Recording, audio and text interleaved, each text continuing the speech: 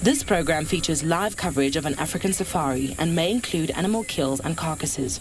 Viewer discretion is advised.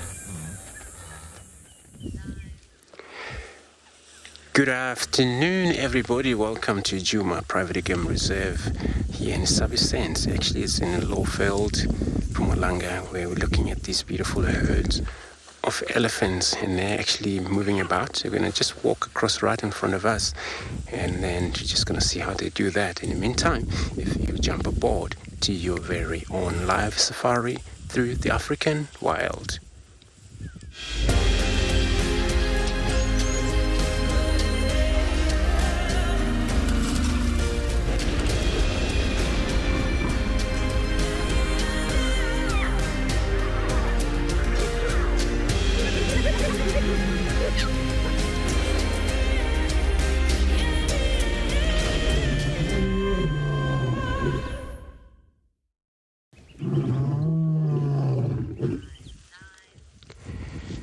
Good afternoon, everybody. Welcome to a cloudy of a day here in Sabi Sand, Djuma Private Game Reserve this afternoon. And then we got such a beautiful herd, I might say it, right on the western side of quarantine. Why not spending time with them? And my name's Andrew, and I have Darzi on the camera. That's Darzi. So it's actually such a beautiful and interesting herd that I know this morning we were looking for these herds, and we eventually find them. They were in a slightly of a thicket, and I went to spend time with them, and they weren't moving at all. So, and then it's amazing of how they have actually made their way from there this far into the quarantine, which they may looks like they're going to move into the north more. So everybody, as you know, we'll be coming to you live from this location or various locations. We'd love to hear from you. You can still send these questions and comment. You can still use WildEarth. You can still use hashtag WildEarth on Twitter, as well as at FC on YouTube. If you are under the age of 18, you can still pop us in your emails on kidsquestions@WildEarth.TV as well. But there's a simple way if you also go to a WildEarth website and then you head over to the live safari page, and then you can submit your question there. And we love to actually hear from you guys out there.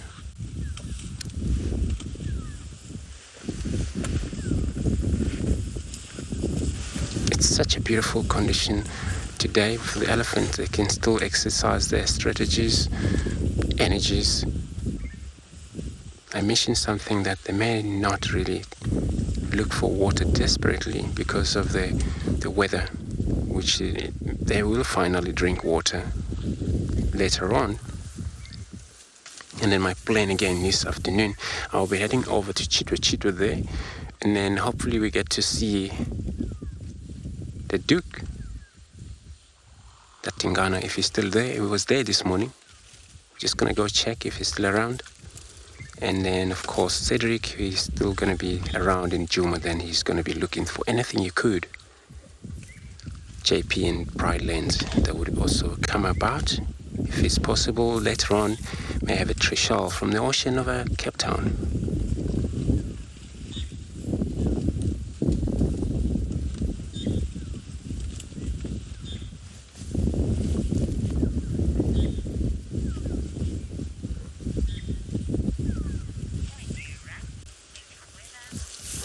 So everybody, I'm going to see if these elephants, how they're moving, foraging right in front of vehicles. And meantime, let's take a quickly look at the weather on our various locations.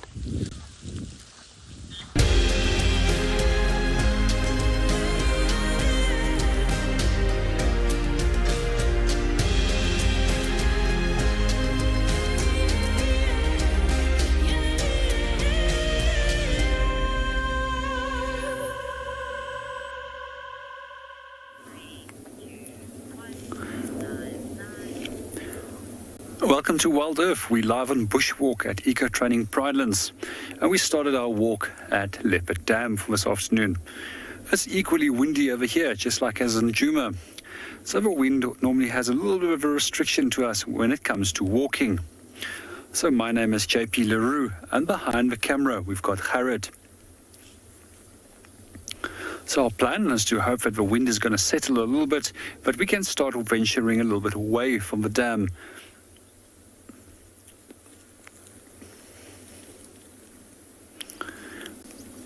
While we're waiting, we're also hoping that there's a number of animals that might come and drink, as well as we will take a small little walk around the dam and see if there's any fresh tracks and signs, which we can have a look at.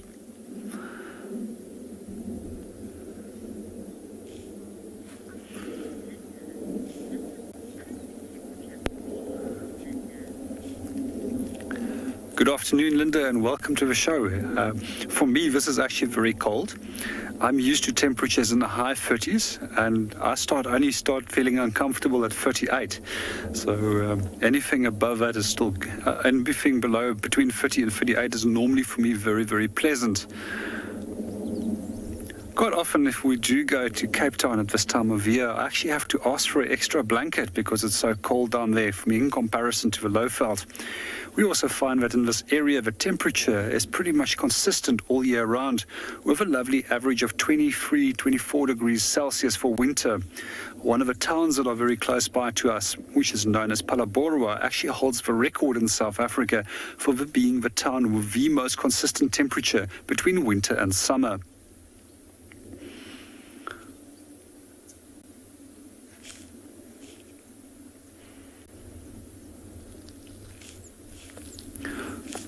Let's just going to quickly have a look what our kingfisher is up to. We've been watching him over the last few days, and he's been pretty successful at hunting a number of different frogs and fish.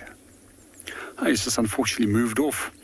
As you noted, he is actually hovering. It's one of the very few species of birds that can actually hover in South Africa, with the largest of species that can actually hover being a black-chested snake eagle, which specialize in hovering, looking down, and then capturing incredibly large snakes, sometimes of up to 2 to 3 meters.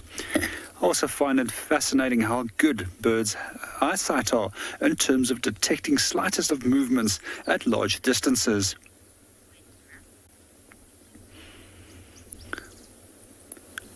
We're going to hang around here a little bit longer and let's see what is happening.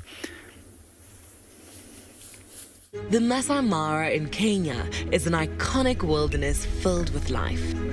Its inspirational beauty has captivated our hearts on WildEarth for many years. While this season of the world's greatest migration has been missed, WildEarth is preparing a spectacular comeback in 2022. For the first time ever, WildEarth will be running expeditions to Kenya's Masai Mara throughout the 2022 migration season. Hosted by David Githu and Isaac Rotich, you could be a part of the team that shares the WildEarth migration with the world, live on WildEarth's daily safaris.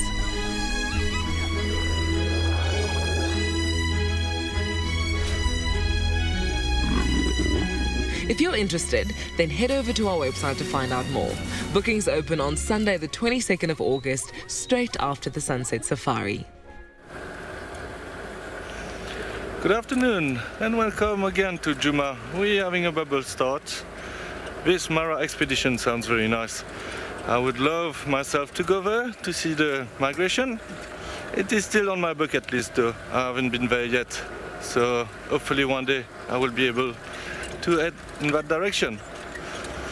So my name is Cedric and on camera with me this afternoon is Rike. Our plan this afternoon is to drive around Djuma. Big spotted something, and it is beautiful actually on the tree there. It is an Arye oak.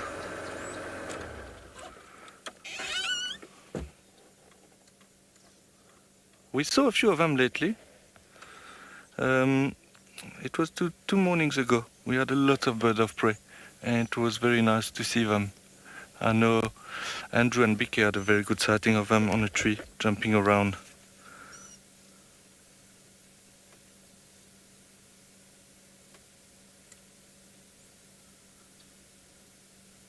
So it is cloudy here, and it is a bit cold, but I don't need to put my jacket yet. So the good thing is that hopefully some predators will be moving around. So while we look at this Arye oak, we have been to Gary Down, and we have also heard some impala alarm calling. So we came here to check if there was anything around, but no luck.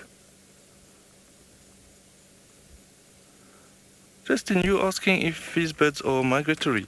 Actually, I'm not 100% sure. I will check that for you. But we see them quite a lot around here. But I will definitely check that for you and come back. You know, there's so many birds that migrate. Sometimes we forget if this one is a migratory bird or not. I thought I had a sighting of a Wahlberg eagle a couple of days ago, but I was not 100% sure because I thought it's a bit early for them to come back, but sometimes they come a bit early in August, September.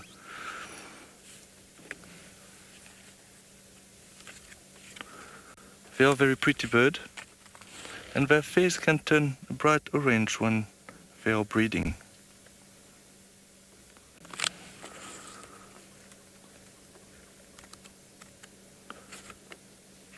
Last time we saw two of them mobbing a tawny eagle.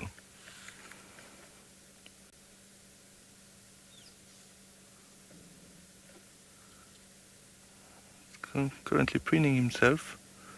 I'm struggling to distinguish between a female and male. They are very similar.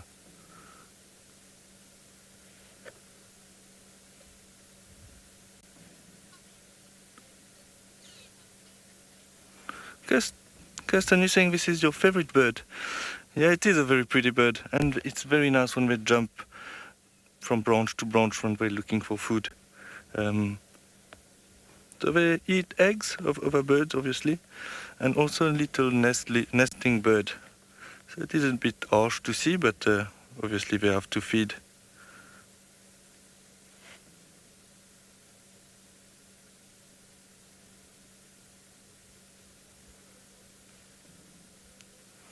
So you can see it's a little bit windy with the feathers now going up. Look like, well, sometimes birds just go to the bathroom before flying, so maybe we might see it fly away now, but hopefully it will stay there. It's also nice to see birds flying. So I think we're going to stay there. I'm going to check on that question, Justin, and hopefully if we continue we might hear more alarm calls.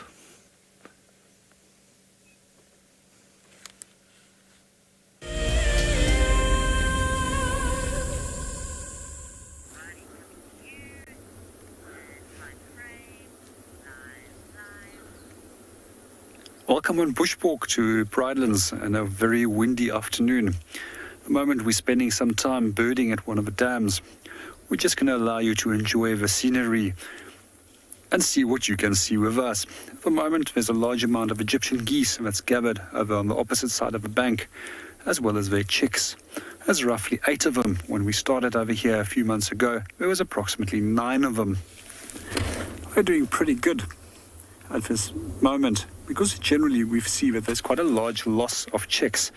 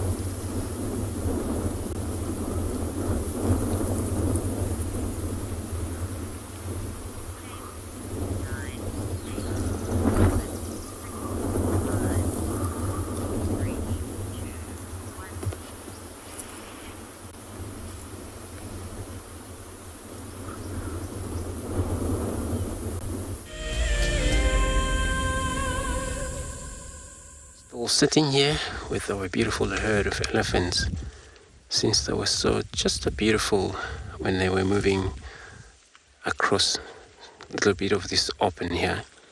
But we still have a sighting of them, so it's great that many of them already make their way, which they're heading north, or probably maybe possibly Galagopan maybe later if they want to drink there.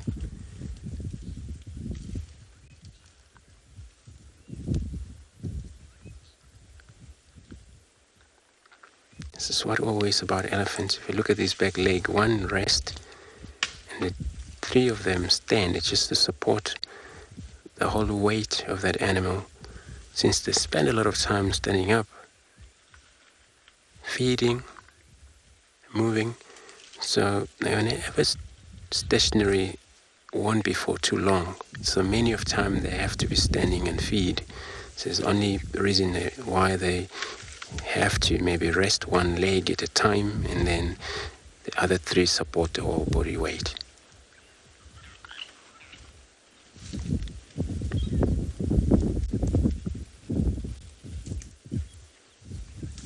See this female, she's actually sweating her temporin, sweating there.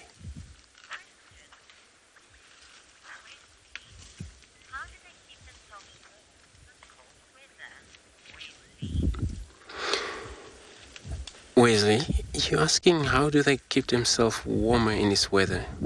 So bigger animals like these elephants and giraffes and rhinos and these, so there is a way of getting themselves warm by moving into the cover where it's quite a lot of hill here, so that if they move down the hill they find they'll get themselves into one of this riverine here, and then the wind blow less, so that's where they would try that if they ever feel colder. But with the temperature of the day like this, it's not actually very colder for them. That's why they can still come up to this high over land here.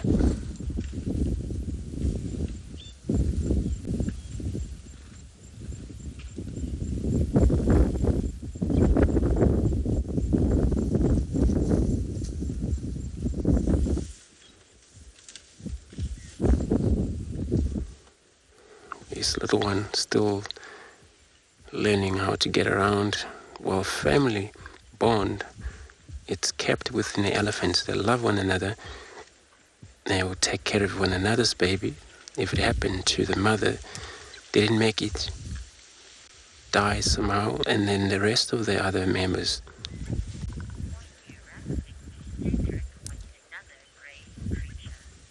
So they were able to take care of them.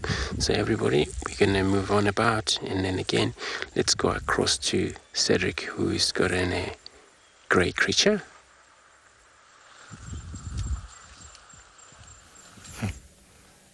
Oh, what a sad moment. Our African Oyo just left. We were quite close and we had quite a good look. So the face of this Oyo was slightly pink, so they might be breeding. And so this is what was pink. To come back to that question of Justin, if they're migratory, no, they are not. They're sedentary, so they find in a large part of Africa, but they don't migrate. I'm just going to reverse and try to reposition quickly. Guide me quickly what would be the best view for him.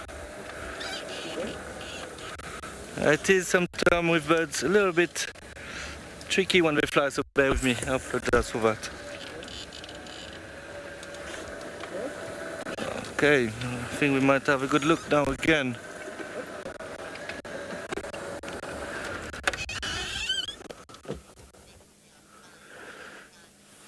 Simon, you asking how is the wind affect them when they're flying? Yeah, sometimes when it's very windy it can be tricky for them.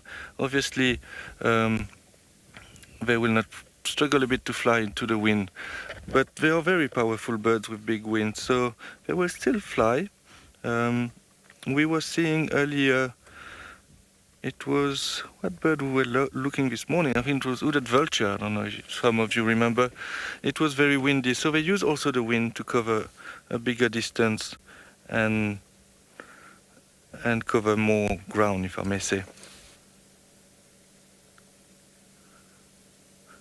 But we found sometimes when it's really, really windy, we don't see a lot of bird flying unless it is the vultures. Also, for the vultures, for example, they can fly very high. So I'm not sure if the wind would be the same at that altitude than on the ground. Yeah, this morning we were seeing these hooded vultures doing loops. It was very nice.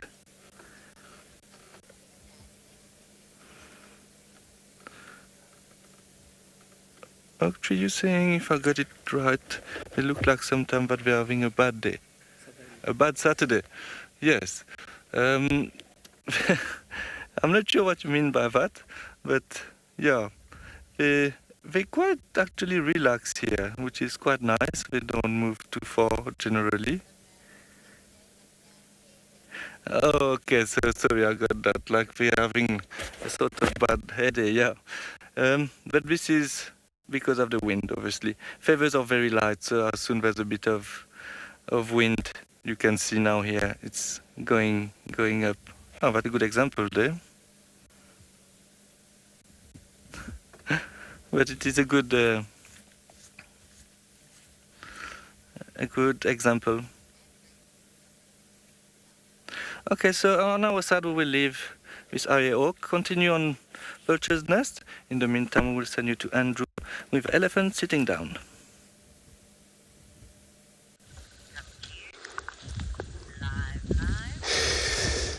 So everybody was still sitting here with an elephant. So with Cedric's had a sitting elephant, today standing up in an elephant. So what I'm going to do, we're going to take these as a silent moment. So we're just going to watch the scenery and then unfold the scenery.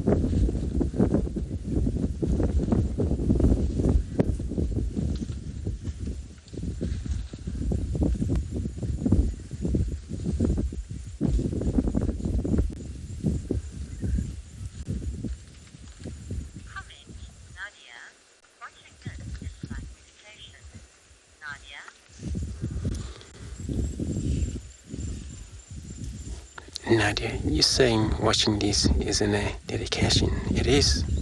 It's such an amazing, with elephants, watching them in a very small of a space where you can see them and they're on the environment, and they always do their best as they can, and you see how they work as a team, but making sure that whoever has to be in the group, especially they have a young one here, they have to make sure these young ones, they don't have to wander far from their parents. And that's a way of teaching them also to participate on getting used to feeding in a very young age by sharing with them whatever pieces of branches they break. So they're so cool.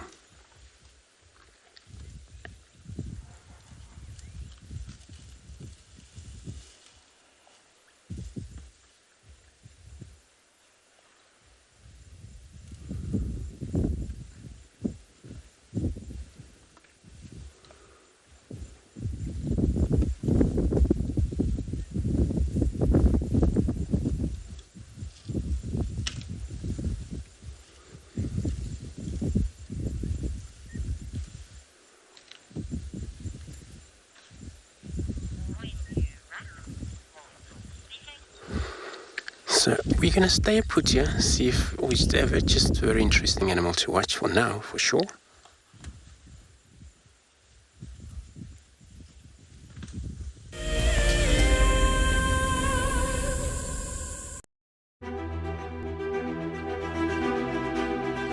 My name is Nomfundo Ndlovu and I'm the Senior Project Manager for the WildEarth Schools and Youth Unit. I'm a qualified horticulturalist. I'm particularly passionate about supporting schools towards working through their sustainability journey and towards food sovereignty through our food gardening projects.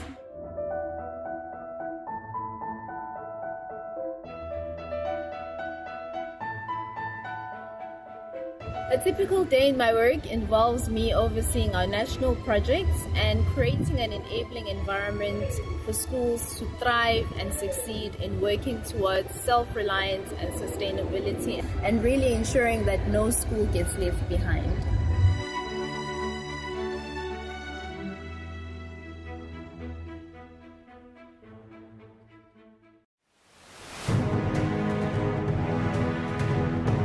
Being nominated to the top 5 and finally being here, for me it's an achievement.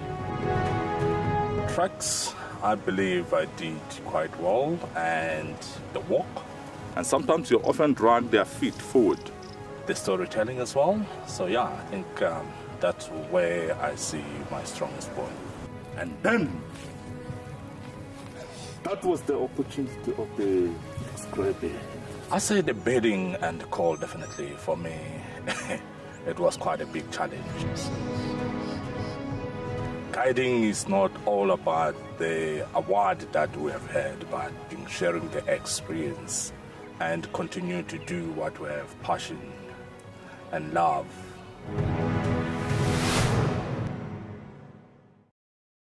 Something very, very interesting. I didn't plan this, but this is a scene rarely seen. This is what we call a journey of giraffe. So beautiful.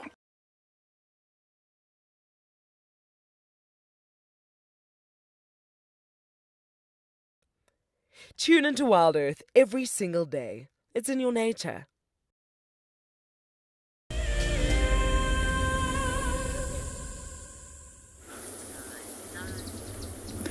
Welcome back to Pridelands. We're still out on bushwalk and we started moving away from the dam to see what we can go and find.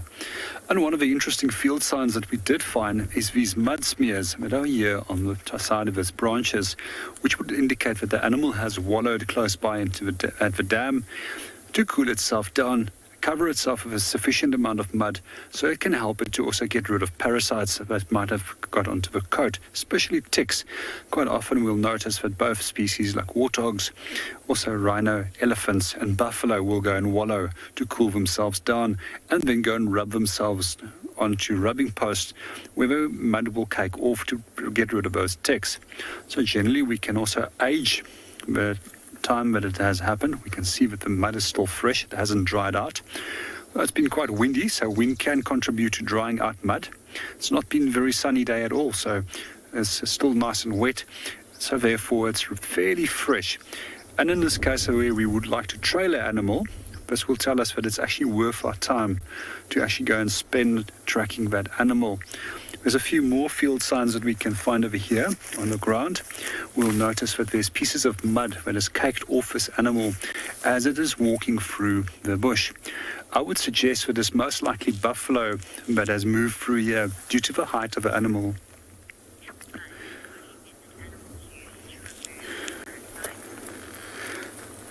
Good afternoon, Christopher, and welcome to the show. With regards to your question, is mud the only way that animals use to get rid of parasites? It's not the only method that they do. We find that animals will also dust bathe, for example, zebras and wildebeest. And then in the case of birds, they've also got a number of interesting tricks up the sleeve that they can use to get rid of parasites for the feathers. And one of those are sunning, where they will go and sit in the direct sun so that the sun can destroy harmful bacteria and other parasites. We also find that they can use a very unique technique which is called anting. We find this behavior to be done by both birds, but also with animals such as pangolins, where they will allow ants to climb onto them. And once there's a number of ants on the animal or on the bird, they will start contracting the scales or shaking their wings. And fear, the ants will then start releasing formic acid, which is a chemical, which will then assist with deterring parasites that's on the feather or underneath the scales of a pangolin. Some birds have also used a unique technique, especially in the northern hemisphere, where they will actually use smoke. And this is especially seen with crows, where they will go to chimneys and take mouths full of smoke and put it onto the feather to get rid of the parasites that is on the feather itself. Then another strategy that I've seen and I've read about over the years is with hornbills, where they will actually use millipedes, which they will encase with mud at the entrance of their nest to deter unwanted parasites from coming into that nest. So we're going to move on, go and see what we find any tracks and determine which animal did the mud smears. But in the meanwhile, we're going to send you back to Djuma to see what they have on offer.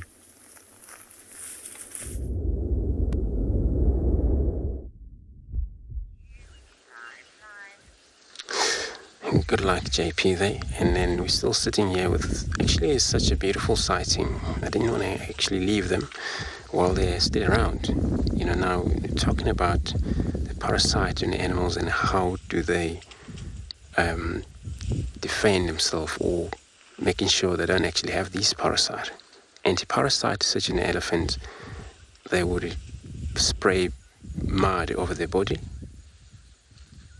Sometimes when it's not such a mud, every now and then they would suck soil which is in the ground, pour on top of them. Eventually it doesn't stick quite a long time, especially on the ribs, but on the top the sand it may stuck there. And they have a very, quite a folded skin. And the only reason they have these is because every time they use this mud, the mud would find easily to hold on in his skin and his folders. Finally, the animals feel plaster on their skin, and then there is not much of the parasite. Otherwise, that's only anti-parasite animals such as an elephant can do.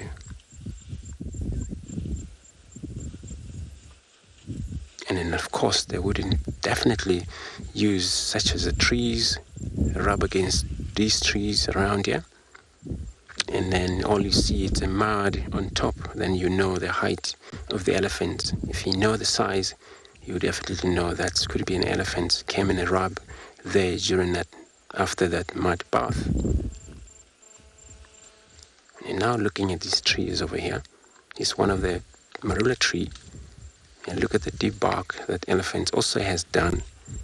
Is that because they deep bark trees for Combio malaya into quite a lot of trees out here in a low field. But this is marula trees which can be so easy sometimes for the elephants to stab using their very sharpening tuskers, if you can see there. That way the tusker have went in, peel off that bark. But in the meantime, so there is a reserve have plan of actually putting these wire around a tree, it may sometimes bear less damage when the next time elephants come to that area.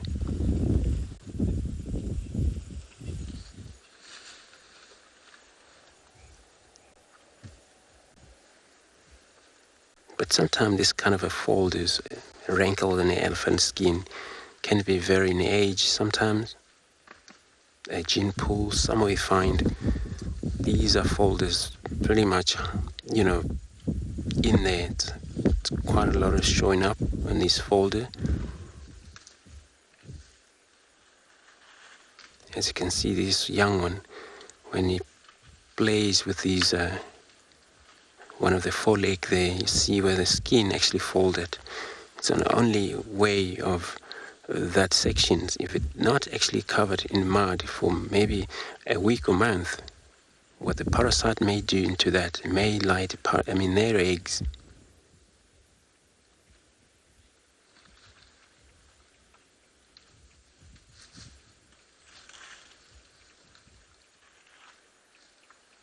Skin is very sensitive, but it's very strong, so anything that lands on their body, they will still feel it. Which is amazing. The tail can do as much from the backside, and the trunk can do as much from the front to the top of them as when they spray with mud and dust bathing.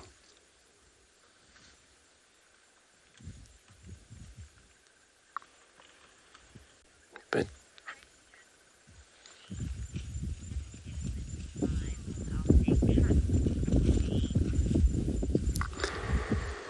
Elaine, you're asking would the elephant survive without a trunk? So I know I've seen half a trunk elephant. It was not actually completely off. So I'm not sure if it's completely off, which is then it's going to be off from where these tuskers started to curve forward. And then for that, she or he may find it difficult to feed, especially he won't, manage to hold on anything such as the branches. And that elephant, you would need its mouth, just like a browser rhino do, but then it won't be much comfortable if they survive then. And then it's going to be actually playing harder to get to food and then to feed well in that elephant. But also to drink, but it will be very difficult because once elephants are fully growing, they suck water, use this trunk, and then pour into the mouth. That's how they drink. But I've seen young elephants bend over, these young ones unable to use their trunk very well. They can drink right away from their mouth. But I'm not sure if they are fully growing. When they're full growing, they can still do that. Or they would forget and rely on a trunk. If that's the case, then they may maybe make it in their life without trunk.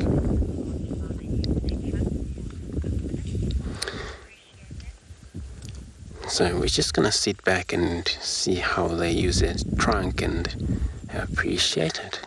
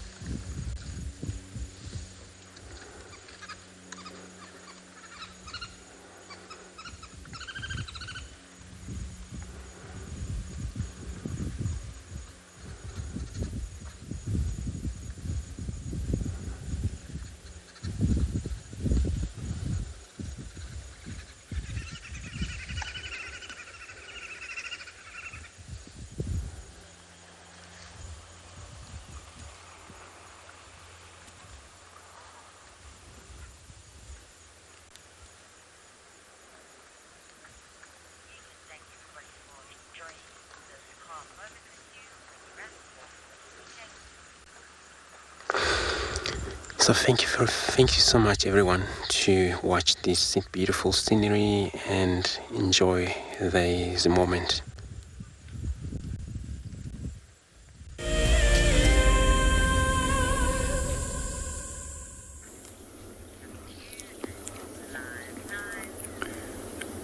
Welcome back to Bushwalk. We're at one of our favourite little dams and one of our favourite sit spots. So a sit spot is a little spot where you regularly go and visit, and you focus on what is going on around you. Quite often by moving away from a vehicle and making the time to go and sit and observe what's going on in your environment is where you learn the most as a guide. So we're going to give you the opportunity to sit and watch and see what you can learn from the environment.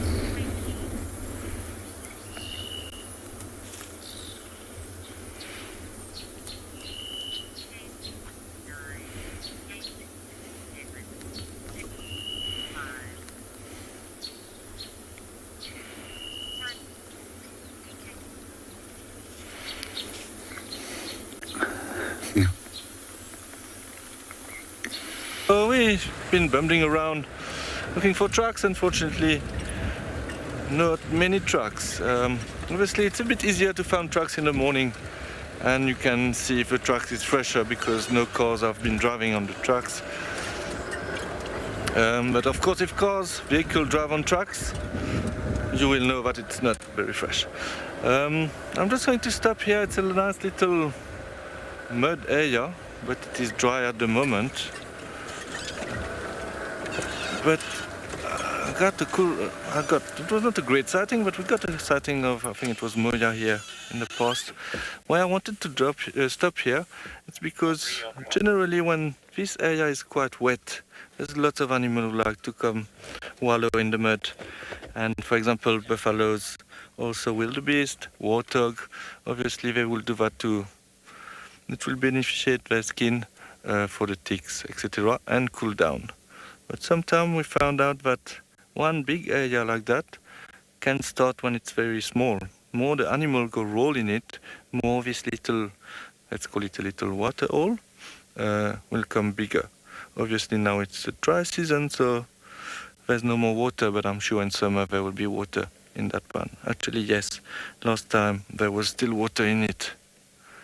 So, yeah, sometimes you found, especially with wildebeest, they are territorial here, so he will lie in one area in his territory, do some dust bath, and when the rain starts, this little hole that is creating become a muddy patch. And more they are wallowing in it, more it will become bigger.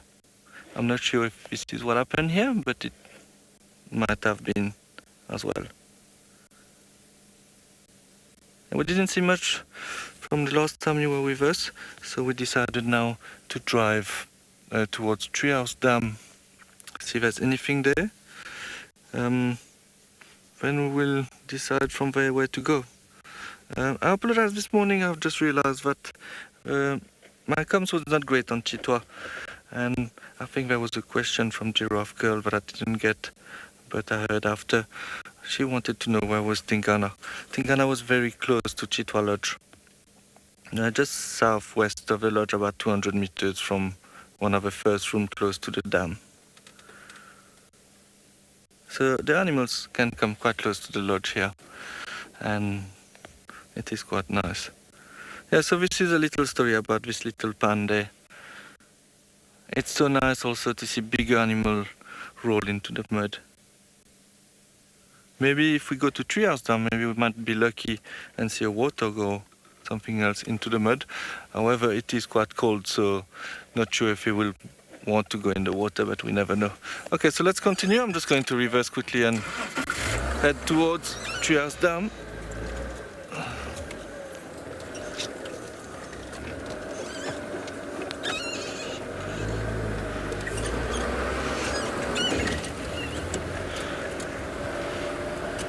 Yeah, so I liked coming here. Often it is quite quiet at Treehouse Dam, but I did have great sighting before in the past there, especially with the honey badger who came to drink.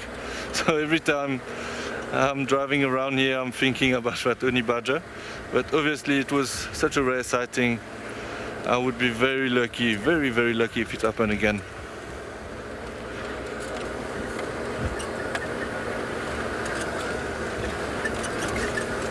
It is amazing how the weather changed from yesterday to today. Yesterday was sunny, warm, and today it is very, very cloudy and a bit cold. Okay, so we'll head to... I'm sorry. In the meantime, we'll send you on the bushwalk at another little pan.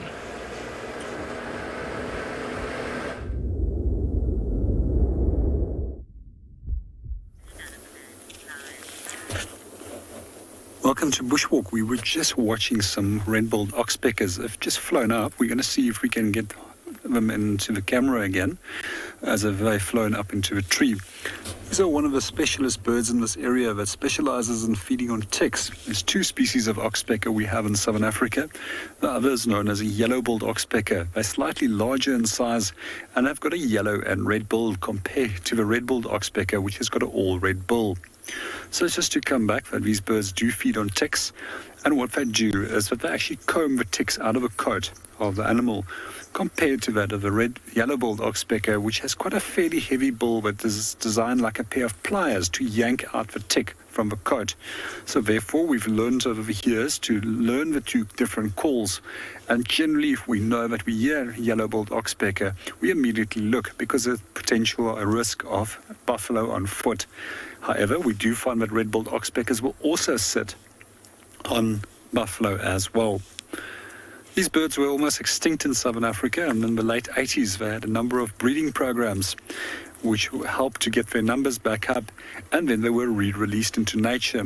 And the original reason why they became almost extinct was because of cattle dips and the association of these birds with cattle. The cattle dips obviously poisoned them, ticks that they've ate on, and then indirectly poisoned the birds. Many a cattle farmer has actually reverted to moving away from cattle dips these days and actually encourage these oxpeckers and find that their cattle is far more healthy by having oxpeckers on them rather than using using dips that will kill off the ticks. So over the last few years, legislation has passed that they actually start using oxpecker-friendly dips, which doesn't poison the birds, but only affects the tick. One of the things that I do find quite interesting is quite often in bomas, where they have orphaned rhinos, they've actually found that the rhinos become quite ill. And the reason is that there's a large number of ticks that go and sit on them. So what they do with these young orphan rhinos, they introduce some oxpeckers and hope that they're going to stay at the boma, and very quickly that assists them to remove the parasites and keep them healthy. We're just back on our Egyptian geese and looking at what they are up to. I'm absolutely amazed how quickly these little geese started growing. It's probably a month ago that I noticed them here the first time, when they were still probably just a few centimeters in size.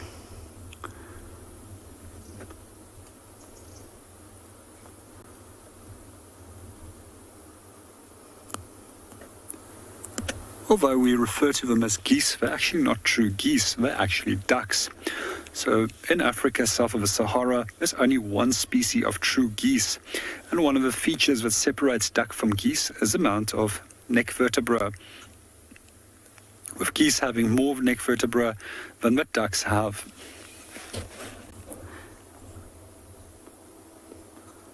One of the reasons why they were called geese originally is because of their large size. And when the first settlers came to southern Africa, anything that was a large duck was generally referred to as a geese. It's also quite often they didn't know what they were referring to in terms of birds and gave them names of birds that they were familiar with. One of those are the corribustard in Afrikaans. It's referred to as a hompo, which translates into a glue peacock, because it looked like a female peacock which was busy feeding on the gum of acacias.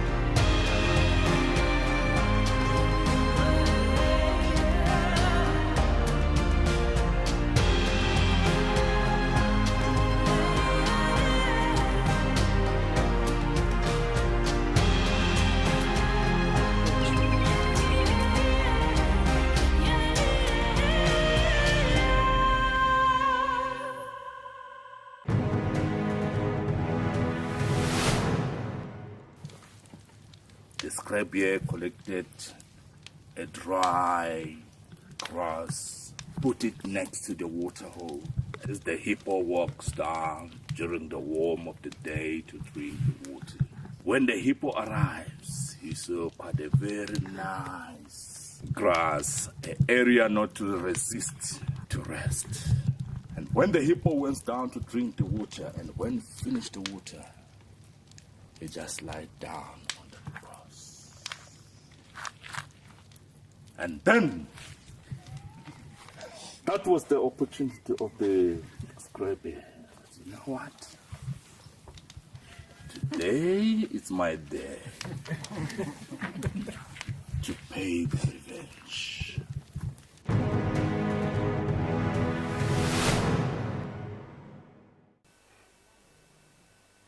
This is a battle of two great carnivores of the African wilderness. Whew. Whoa! You don't want to be under those jaws. Definitely, this round goes to the lion. Look at that. Fantastic. Expect the unexpected here on Wild Earth.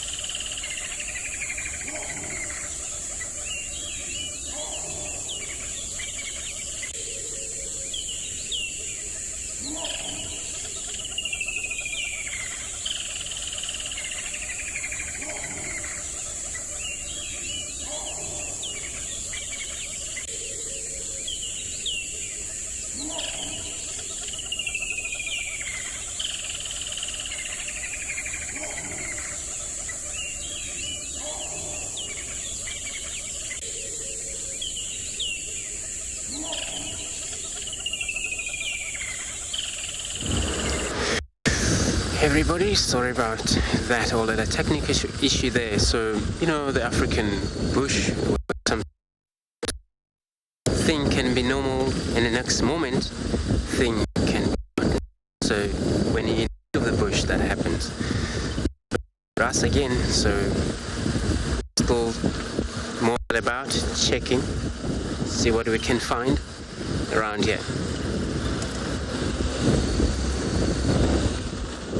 So this is actually one of the area where we more likely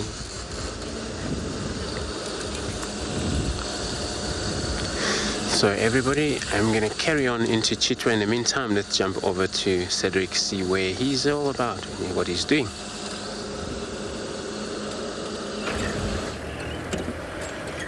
Yeah, good luck and Drew at Chitwa. Hopefully we'll be able to see Tingana and even maybe the Calamatis if they are still there. We couldn't find them this morning, unfortunately. And us, we made our way onto Mamba Road, but we're doing the current loop, which is next to the Molwati River. It is quite nice. It's a very nice area. Very good for leopards as well in the riverbed. And also, often there's some battlers on that road a little bit further ahead. So we're going to try to check that there. Also, if we have time, maybe check on Batilda later. I'm sure we'll have time, by the way, because there's still quite a lot of time to go for the show. Yeah, so we decided to come back on the eastern section and check here. It is a bit quiet on Djuma today. Everything this morning was happening at Chitwa. Hopefully it will change and we will have some action here too.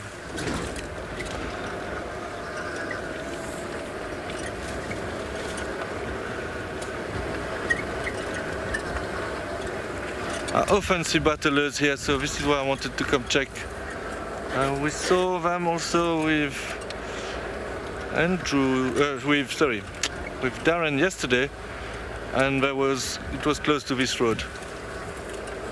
Oh, well, there we go, another little example. I'm just going to go forward a bit, of a pan that might have been created by animals by just rolling into it. You can see, so that pan might have been smaller in the past, and then with the rain, get a bit of water, the animals roll in it, and then it gets bigger.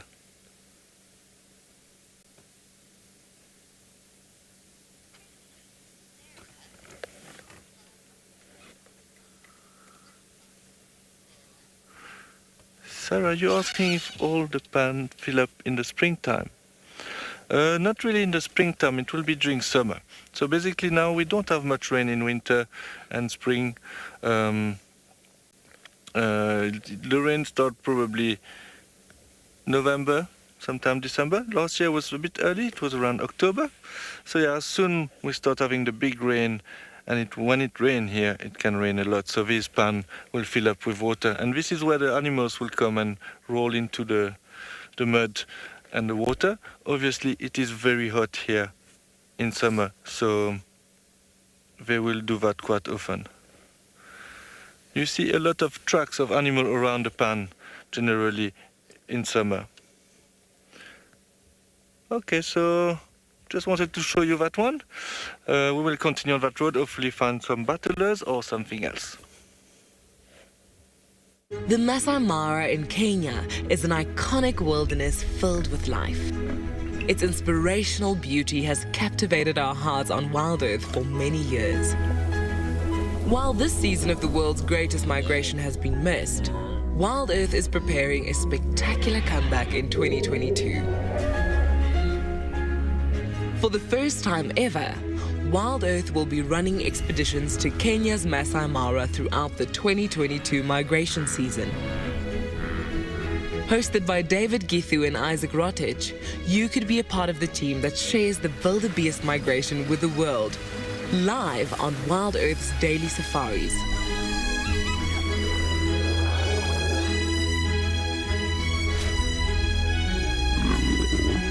If you're interested, then head over to our website to find out more. Bookings open on Sunday the 22nd of August, straight after the Sunset Safari.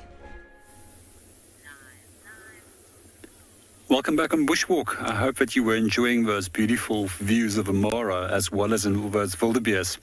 It's always been one of my dreams to see the largest mammal migration on the planet. Where else can you see 1.5 to 2.5 million wildebeest migrating? However, in South Africa, wildebeest are actually sedentary and lost their ability to migrate. But I'll tell you a little bit more about that later on.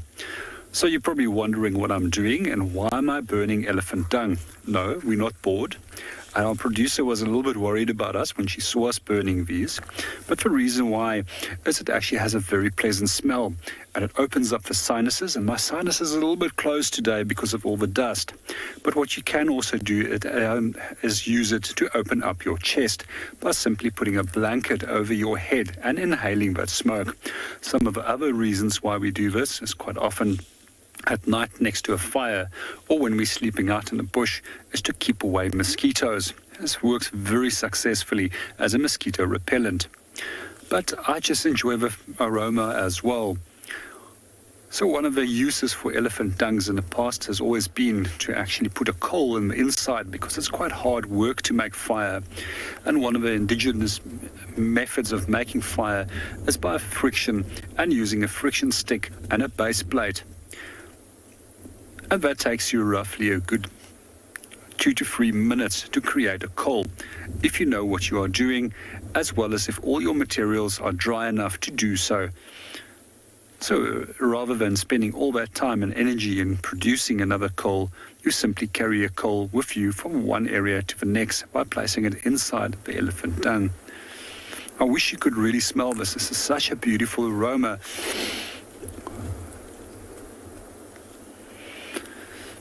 So at this time of the year, if you are going to do this little trick, just as a little bit of a conservation ethic, make sure that you put it out. It is quite windy. Conditions are also incredibly dry at the moment. And if this has not been put out successfully, it can potentially lead to a risk of fire.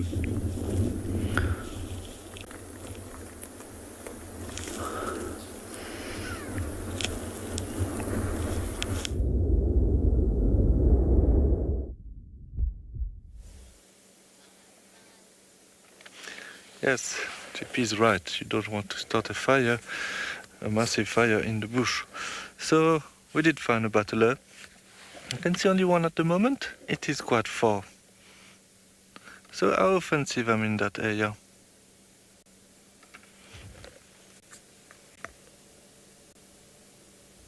It's a little bit difficult for me to see now if it's a male or female because he's or she is facing us. But this is quite an area you can come and you have a very big chance to see them. We were very lucky with Battler when it called last time because you don't often hear Battler call.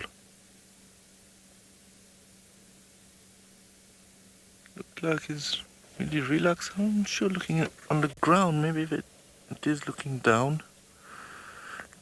As I was saying yesterday, it is a good indication if there's a carcass around, if there's a battler, tawny eagle for example. So you always have to be on the lookout for bird of prey as well. It can help you.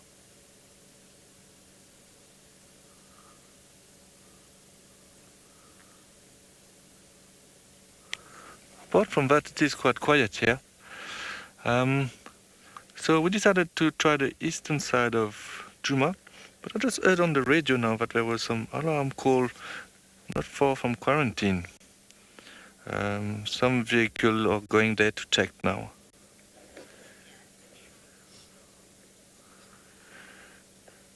Danny, you're asking if a battler a true eagle. No, it is not a true eagle. The true eagle will have feathers on the legs, and the battler doesn't. The snake eagle also are not true eagles. I think the battler is part of the snake eagle family. I'm not sure about that, but if I remember well, they might well be in the snake eagle family. If I'm wrong, I apologize for that.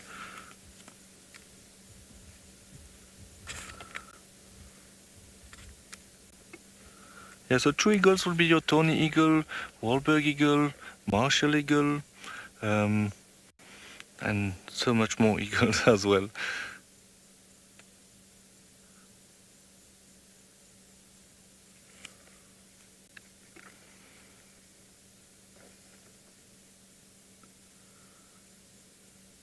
It is very easy to distinguish if it's a battler flying.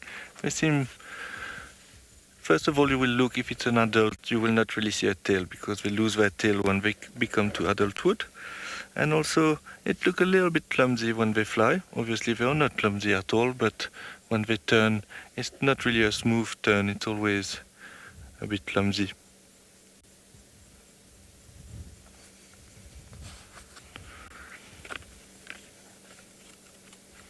So you will see lots of birds in general. The male have lots of colors on them. This is because to attract the females. Not so much for the bird of prey, but for smaller birds, for example. So obviously that tells you that bird can see colors.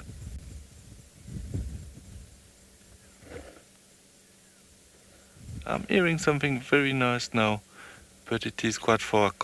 Don't think you can hear. There's a pearl-spotted owlet calling in the distance, which is a very, very tiny owl, which is quite common sometimes to see them during the day as well.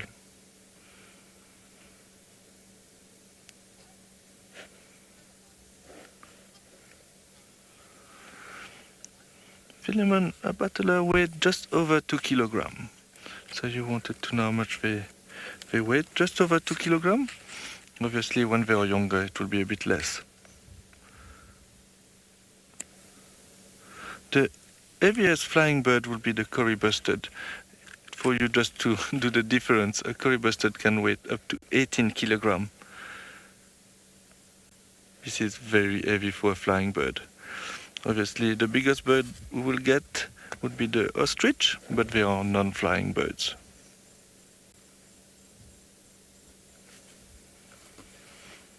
I think the exact number for battler is about 2.2 kilograms, but obviously not all of them weigh the same. Some will be a bit bigger, some a bit smaller.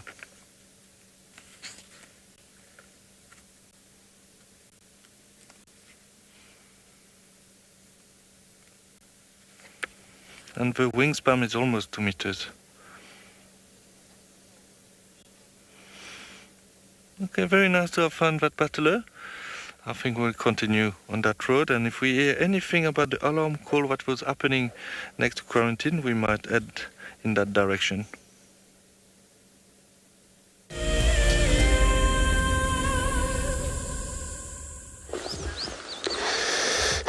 So we're at the Chitwa Dam right now, sitting here. It looks like all the animals, no animals around here. No sign of crocs, probably because of the weather. And then there's a visual of a African fish eagle there.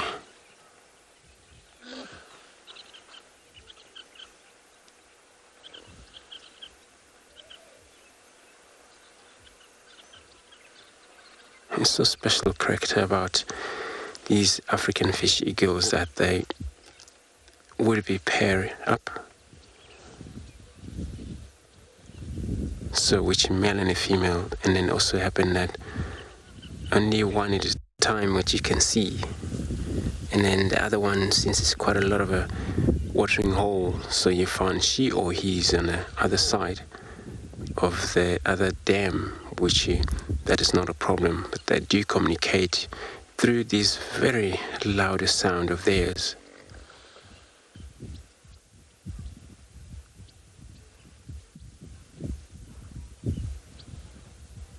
And it's always so important for this bird, wherever they are, it's got to be enough water, and then of course plenty of fish, because then they would go for a fish, various fish, tilapia, catfish, which is fine in such water hole like this.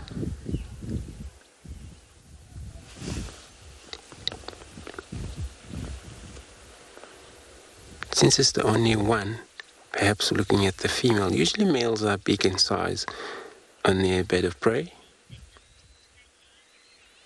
and the male a lot smaller. Such a beautiful scenery back here with these all big waters, watering holes, and a lot of hippos in the middle.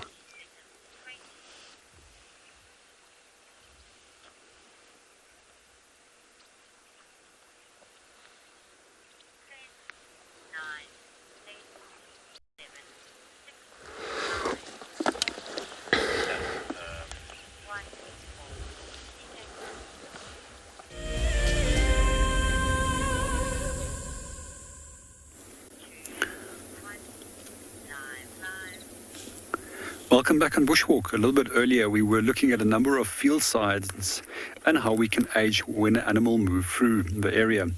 And those were mud smears that were left on the side of a tree. We also just briefly discussed that how animals can go to rubbing posts and go and rub themselves. So we thought that we actually would show you one of these rubbing posts where a number of different animal species have actually come to rub themselves. Just to show you right down over here, we'll often find mud fairly low down. And this is generally the work of warthogs. And I just love watching warthogs when they go and wallow. It almost seems that they're always having a lot of fun. As it will become progressively higher, generally at this height over here, it can be potentially buffalo. And then as you go up to approximately 1.7 meters in height, and above that will be rhino. And above that height, it's generally always elephant what will come. So you can imagine yourself where the animal will come, stand on the side of a tree that's now full of mud, and it comes and gives itself a lovely little rub to get rid of all that dry mud that's now caking off. Quite often what we'll also see is elephants just going to a dusty area, kicking with the feet until the sand comes loose, and then taking their trunk and sucking up that dust and throwing it over their bodies to even create a further layer to protect them against parasites. Just to come back also some other field signs. I just want to see if we can find any over here.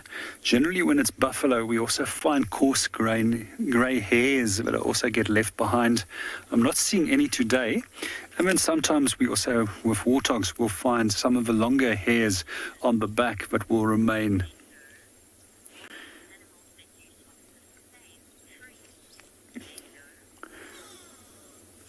Good afternoon, Glendo, and welcome to the show. With regards to your question, if animals would use the same tree or why do they use the same tree? because quite often it's close by to water and it's convenient for them to use. However, most of the trees in this area all has signs of animals that were using them at some point as a rubbing post. In some cases, it's not always a tree. They can sometimes also make use of a rock. And I've quite often in some areas where I've guided found rocks that has been polished, and it actually looks like if it's been buffed with a machine to create such a smooth, polished effect on it. It's actually quite stunning to find it, especially if there's rain on it, and you find that the sun just comes out. It produces this beautiful glistening on that polished rock surface.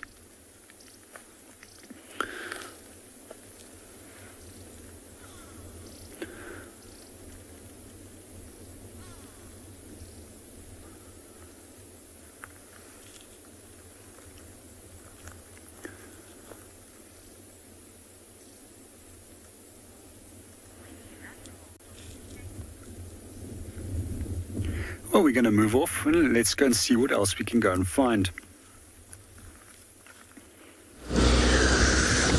So, it's very interesting things about now. I've left the dam, checking around, and with some update, the guys are going to go check on the Talamati, which they were seen probably on that southern boundary on the side there.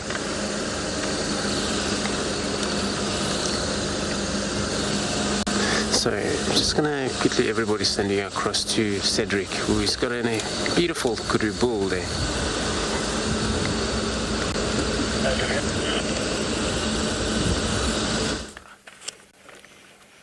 Oh, so we found that beautiful kudu bull, but of course, as usual, we like to go hide.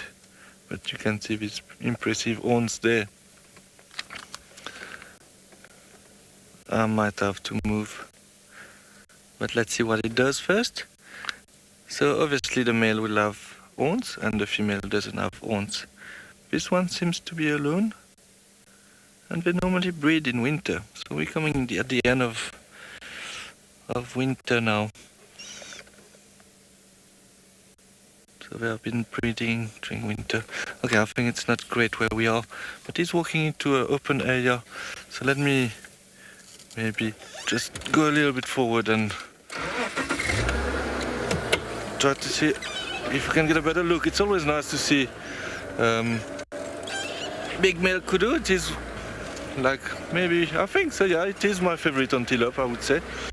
I love antelopes as well, but kudus are always impressive.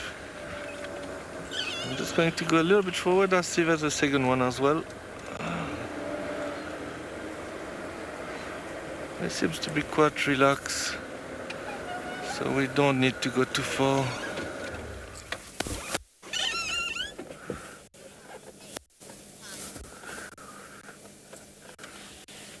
Björn, are you asking if we can tell their age by the size of their horns? It is quite difficult to tell, because obviously some individual will have bigger horns than others. You know, it's part of the genetics. But when we see generally three round around the horns, if I can explain that. So when it turns, if we can see three of them, I'm sorry about that. If we can see three turns on the horns, we know that they are fully mature and very big. But kudu bull doesn't live very long. They live up to 9 years. So these one are fully matured, but I would not be able to say the exact age, unfortunately. The one we're watching now is bigger than the other one, but it doesn't mean that he's much older. It's all maybe you have better genetics and have better horns. So, for example, the average length of a horn is about 1.2 meters, but some records have been up to 1.8 meters. So it becomes very big.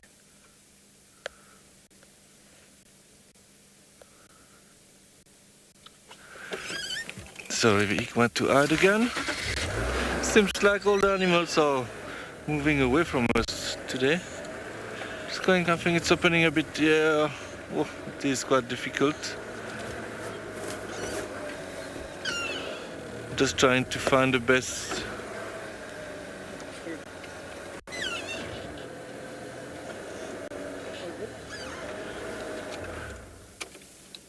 sorry about the question that came through. I didn't hear properly. I'm sure they will ask me again.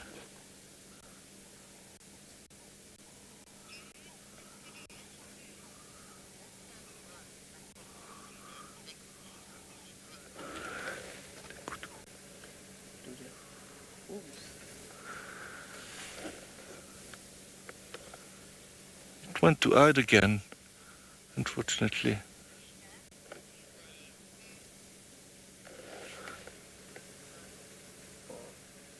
Do the hooves continue growing? Oh, sorry, I was struggling to get that. Anushka is asking if the hooves continue to grow. They will grow, obviously, as they are growing, the tracks will be bigger, but kudus have very short hooves, small hooves, compared to their size. So basically, of course, more they are big, more their hooves will be bigger. So it will grow with their body, of course.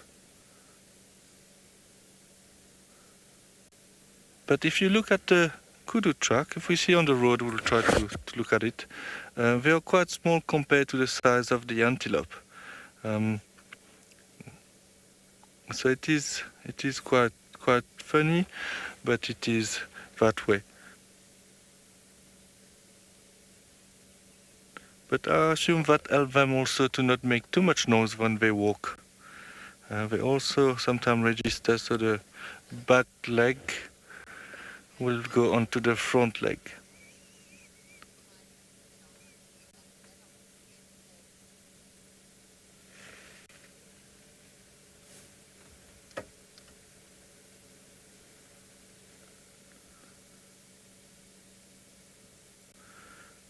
Still busy feeding there, not the best visual, but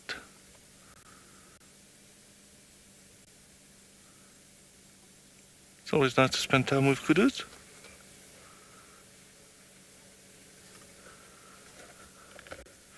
Okay, so as they moved away, so I apologize for not getting the question right. Sometimes with the comms it's a little bit difficult. We're reporting live from the bush. So we will continue. Hopefully we'll be able to find some predators. That would be very nice.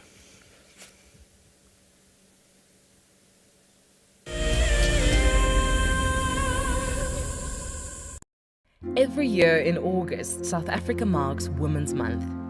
WildEarth would like to acknowledge and thank all the amazing females who have worked tirelessly to share our nature with the world. We're gonna have to just wait, okay? She's gonna come out there just on my right-hand side, and she can see these impala. Now you've got to inhale it. It burns. I don't know if it's supposed to work instantly. Go, girl, go! Get her! Get her, girl! Get her!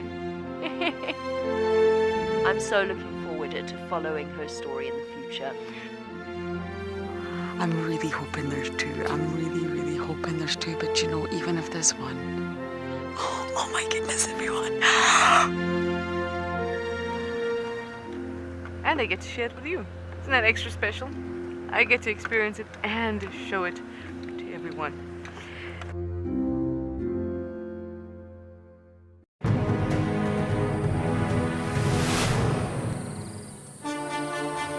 It's day one of the annual South African Guide of the Year competition, and our first foot into this competition this morning is all about tracks and signs.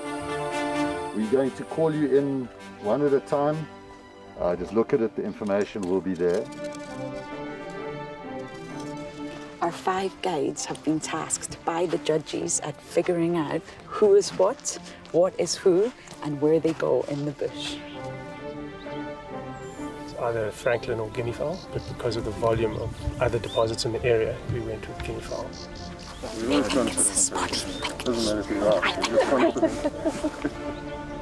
Detailing the surrounding that you need to look out for tracks. The details is very important.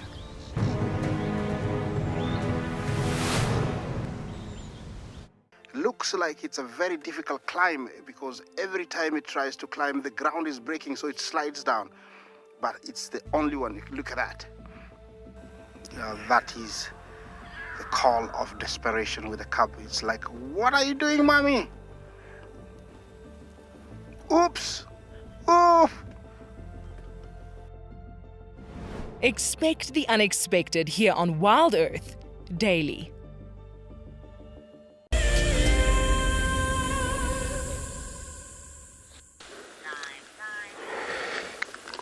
So everybody, as we actually mentioned something about going to see if the Tingana would be around in that area, and of course it is around, but it's not actually very good visual where we get a leopard, which is Tingana there, and this is the way they do. They can't be visible when they don't want to be visible, so they can still practice their ability. This is where they're meant to be, into these tall grasses, but also get a little bit of a warm when they need. Sorry? So there's another vehicles here, which we just joined them. And the visual is not great for a lot of vehicles, so what we do, we make sure that 2 vehicles at a time. You can see how he panned. After that, all the young warthog that was killed by the timber, the leopard. Like my daughter. So sorry about that. They're talking in the background, so we close each other this vehicle. But the timber, he's not actually been seen this afternoon, perhaps also this morning, I haven't heard. It may happen that he realized that Tingana has finished all that the killer has made and then he vanished. Trying the other best he can, where else?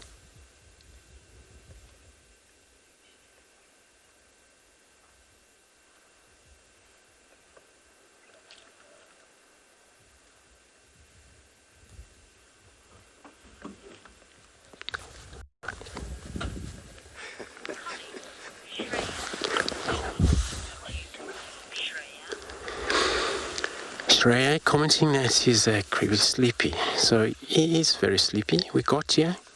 He only a little bit show his face to us. It was only once, but not even very much.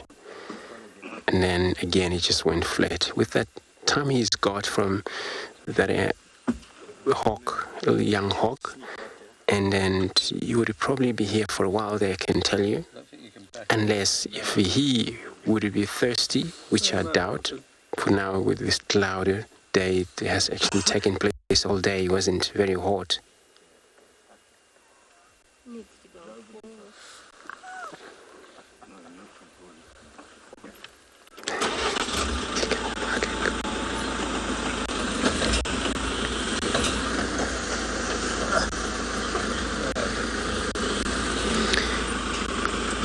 Haley, you're asking, so how often does Tingana leave Djuma? So he does actually quite often leave Djuma, and then since he's not actually very much interested on being territorial male, that's why he's now actually in far Chitwa, which is, I mentioned that also yesterday when I saw him here, that actually it's a long time since I've seen him coming into this area.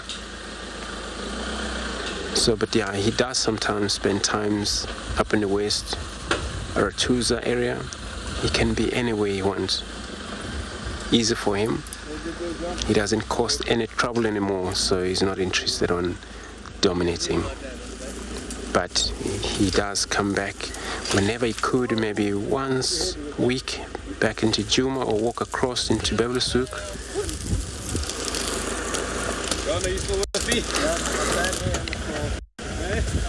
Just see his ears twitching there. It's because a lot of flies are bothering cats.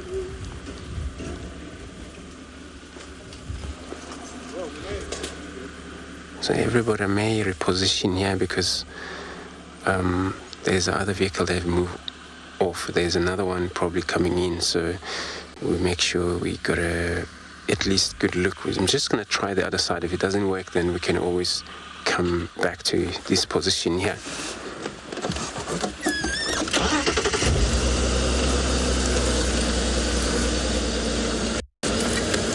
So let's try that. It wasn't actually easy for us to get here because it's actually too dense when you come in, and then the only time you realize you're here, it's when you see that leopard with a spot, and you know you're in a sighting already. So we can for now try, you can still see his belly. So I'm just making sure the other vehicle that are coming in, they find their easy access.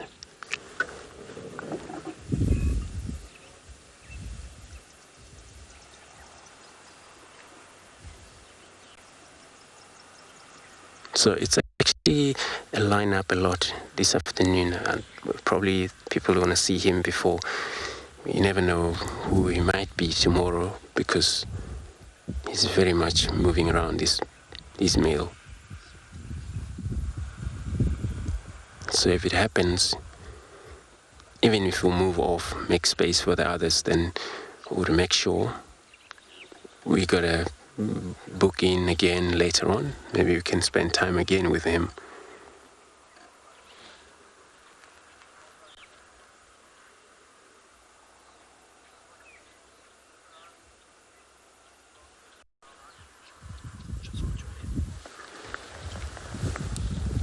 Just an amazing, just see him paint like this, but he's all covered with the little tiny flies, and that's why he was twitching his ears quite a lot, just like that.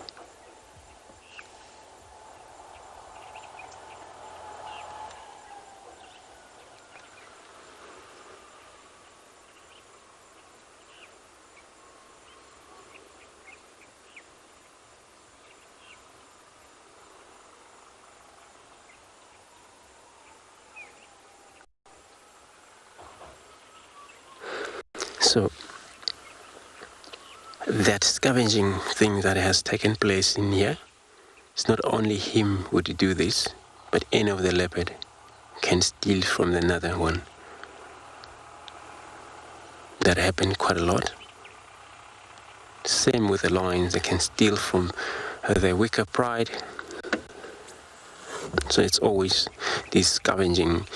It happened to cats, it happens to, we would thought that hyena do it most, but leopards, lions do it. I've seen dogs ran straight at the leopard, take their kill.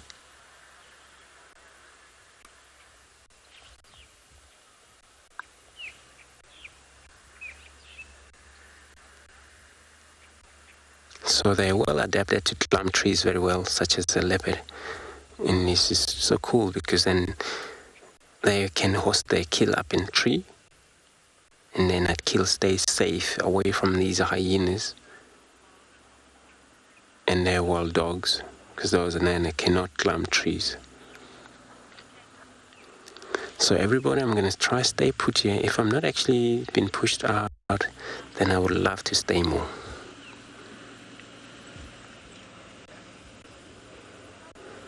The Masai Mara in Kenya is an iconic wilderness filled with life. Its inspirational beauty has captivated our hearts on WildEarth for many years. While this season of the world's greatest migration has been missed, WildEarth is preparing a spectacular comeback in 2022. For the first time ever, WildEarth will be running expeditions to Kenya's Masai Mara throughout the 2022 migration season. Hosted by David Githu and Isaac Rotich, you could be a part of the team that shares the WildEarth migration with the world, live on WildEarth's daily safaris.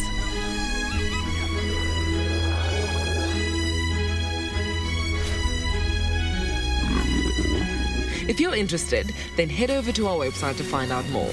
Bookings open on Sunday the 22nd of August, straight after the Sunset Safari. Well, it's not the Mara, but it's certainly as vast and as beautiful. An expedition out in the Mara, it will be fantastic. But I'm on an expedition of my own out here in Cape Town. We're here in the Mystic Cliffs of the sand dunes, this dune field that's filled with this beautiful vegetation. And it's me, Trishala. I've got Jason on camera with me, and he will be on camera with me for the next couple days, actually, before I go on a little break.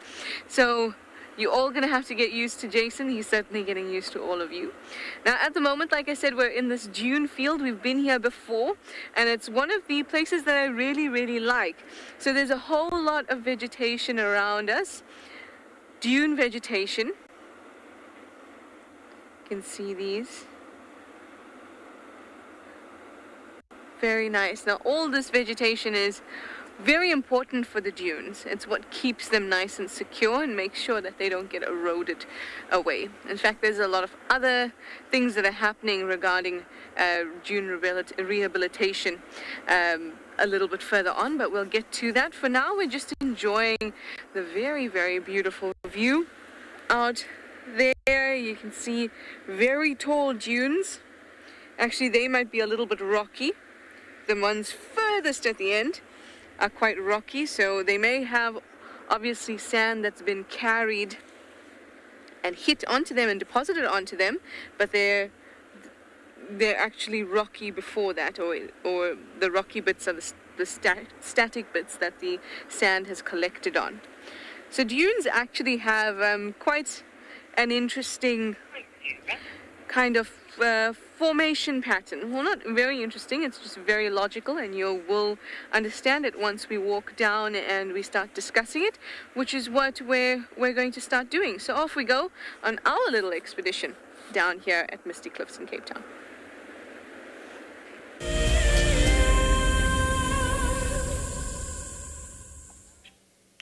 We're currently looking at a beautiful brown-hooded kingfisher.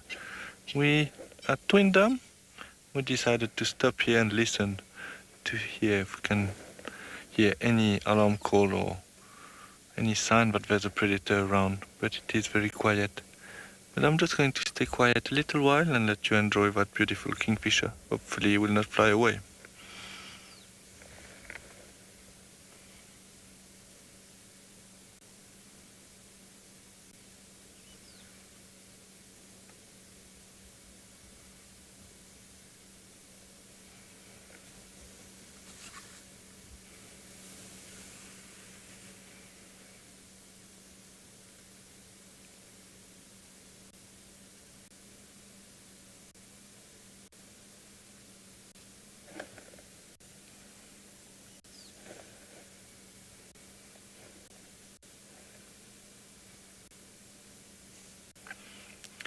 Here it goes. Might caught something in the riverbed there, but we can't see it anymore. But you will see that in front of us. That's the river on the left, what you can see, and obviously in front of us there's Twin Dam. But it is quite quiet here. If I understood well on the radio, apparently there was a sighting of a leopard around here. I don't know if I think it was maybe this morning. But nobody knows where it's that leopard, so we just came to try to listen if there's any alarm call or any tracks. It's always a bit sad when you get to a dam and there's not much happening, but this is part of the game.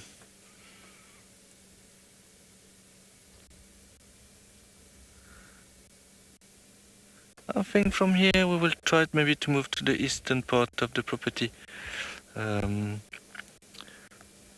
Go check a bit Impala Plain, Zoe's Road, in that area. Obviously, the plan might change if we hear anything on the radio.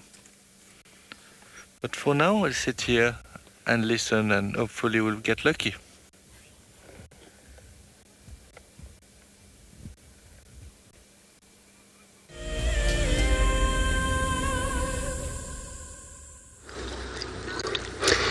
So, everybody, we got him now up, so he's probably gonna look to climb that tree. Perhaps he's looking up there. It would be great for him to have that viewpoint so he can able to see around. He wouldn't prefer top of the tree much. If it does, then it's also fine, but with the grass it's very nice and wet. Just playing harder for another vehicle because they're turning around hoping for him to climb that mound. And then he's saying no for now.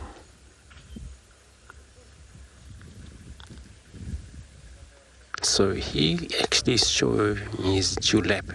There's a skin that is actually hanging on his throat there, so the dewlap. But it's also on the leopards indicate that he's not young anymore, so he's an old cat.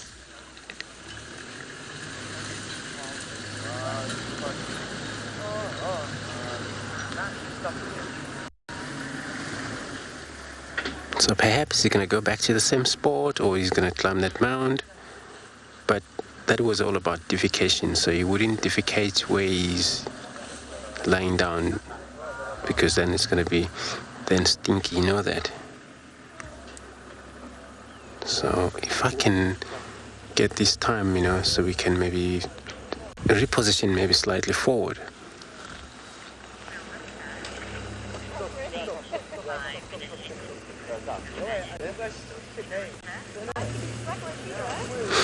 So, Teresa, you're asking what is mean by the leopard going into nomadic? And that, in fact, let me just, I'm trying to position here. So that usually, when it happens to lions, to leopards, so that once they got to be independent, and then that's where they come in nomadic, and they have to move somewhere else, new area, as a male, and that's how they have to start their journey of territory, go to a place where they're not knowing, and they got to be new in that area. So everybody, I have repositioned myself here. In the meantime, so we got a Trishal in the ocean in Cape Town. So let's go over to her.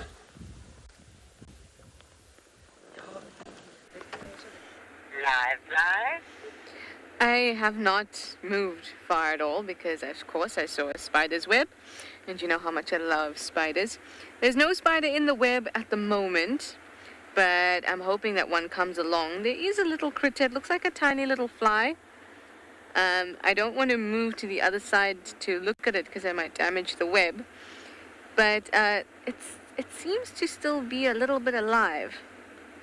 Oh, I suppose things are either alive or not. It seems to be alive. That's the right words. Can you see that some of the movement seems to be like that of something alive? Which is unfortunate, I guess, for this insect. Because it's just gonna wait there until the spider comes along. Poor thing. I'm also just challenging Jason. Challenge all my cam-ups with spider webs, little things. If only there were bats that we could find tonight, then I'd challenge Jason with that too. Gotta love a bat.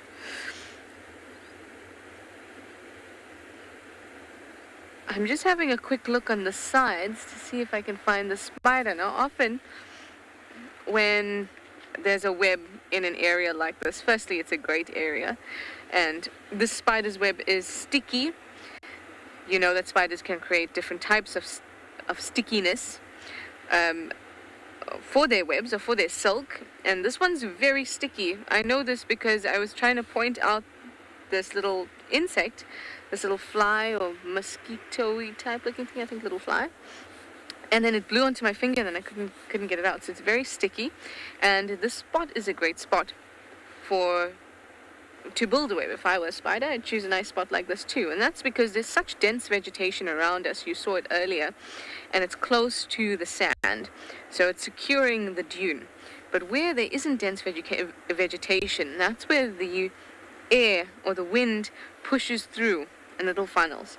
It is also a cause for erosion on sand dunes, and we may see some of that the further we walk. We've just literally moved a couple meters.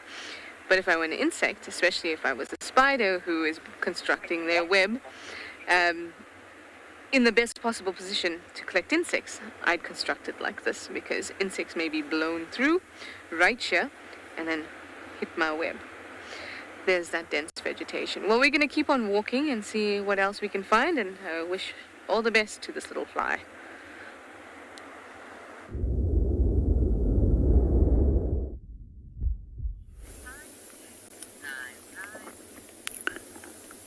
Welcome back on Bushwalk. At the moment we are busy looking at some reeds, which is actually a species of grasses. For those of you that don't know, grasses are actually one of the most successful plant groups across the planet. And this specific grass species belongs to a genus which is known as Brachmites, which is the most commonly distributed grass species across the planet. What we also see with it normally grows up to several meters in height. And one of the things that they often use this for is for making shafts for arrows. When you have long pieces, what you can also do is you can hollow out the center pieces between the nodes, also dig open a piece of ground close by to a riverbed and throw a large amount of this leaf material in that hole, put the center of a shaft into that grass material and cover it up with soil. And then you'll have clean water that percolates in between the vegetation, and you can simply suck it out through that little straw that you created. It's also often used for making divides when it comes to making kraals and as well in homesteads. So one of the most practical uses for this is quite often on game reserves, so they will use them for water treatment. So where there's a water treatment plant, from the lodge water and will go through several processes, and it goes through the final process, it gets pumped into these reed beds, which will then assist in removing all the remainder of the impurities out of the water. And the water that passes through onto the opposite side is clean and can be pumped back into the ecosystem without contaminating the environment. There's not a lot of animals that specifically focus on eating the Brachmites or southern reed, but we normally find that elephants will feed on it in the drier parts of the season, and this is why it looks so dilapidated at the moment and has stunted so much in its growth.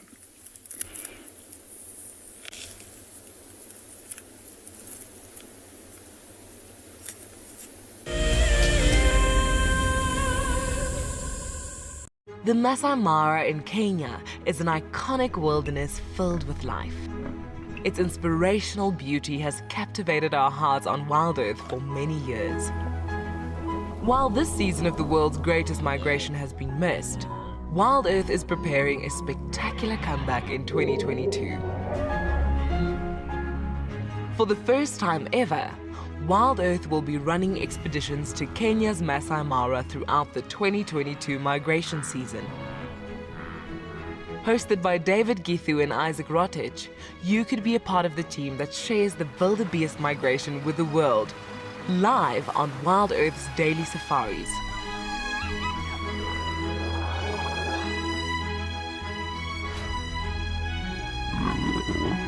If you're interested, then head over to our website to find out more. Bookings open on Sunday the 22nd of August, straight after the Sunset Safari. And I turned to Shaw and I saw that she had this panicked look on her face. Either she was afraid that something had happened or she was afraid that she was going to miss out on something. But instead of her missing out on those lions, we drove up next to them and I switched off the car so that she could hear what was going on. Now, these lions had killed a kudu, and she could hear these two cubs, both 8 months old at the time, busy pushing and shoving each other out the way to get to the best parts of the meat. And the mom was lying just to the side in the shade. Now, I'd known that before losing her sight, Sean probably knew what a lion looked like. But I really wanted her to know what this lion looked like. So for the first time in my guiding career, I started to describe to someone what a lion looked like. And I found that, I started to notice things in that lion that I'd never seen before.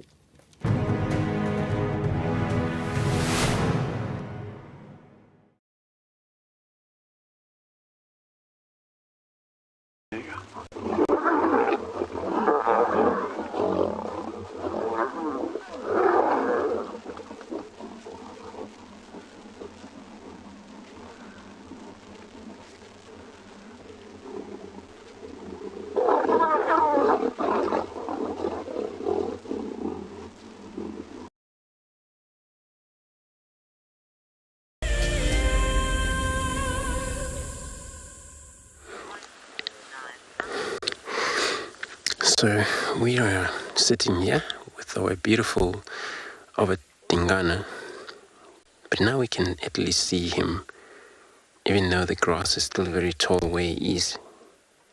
But anyway, he's just lying facing away from us. But, you know, he would every now and then trying to scat the flies that are also disturbing him. These flies, all the buffalo flies, they can actually bite painfully to any animal.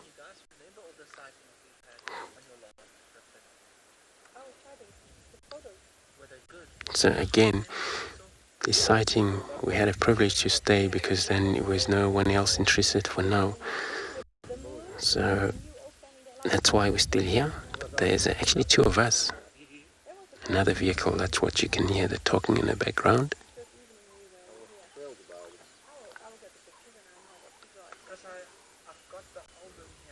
Just can see how he paints. It's just amazing of a cat, how they do that.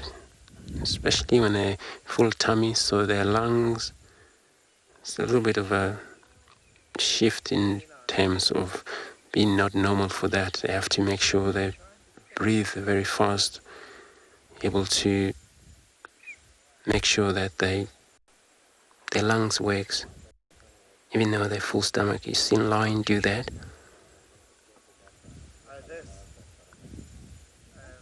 But it's also one of their way of a digestion is taking place.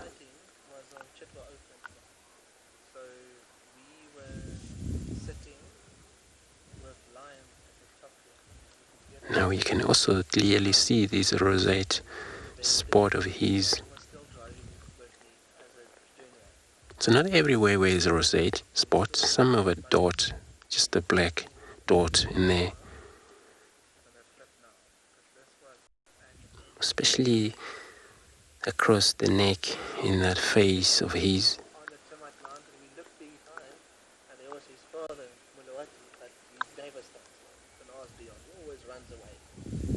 And the spots. And that's why they're very well camouflaged when they're in the grasses. It's only important about that they're not actually visible a lot.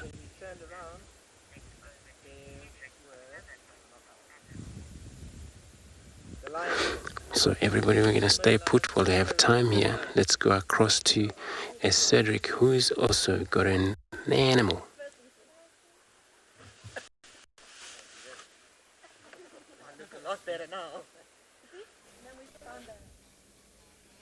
Yes, welcome back with us.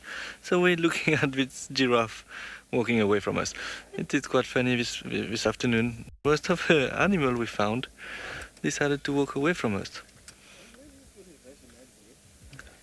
This one is going a bit far in. So the sad part is moving directly away from us. So I think what we will do now, we will continue a bit forward. Maybe there will be a bit more giraffe forward, never know. But sometimes you have luck like that. You spend time with them and they decide to leave. Obviously we can't control that. It's better to laugh about it and get upset, obviously.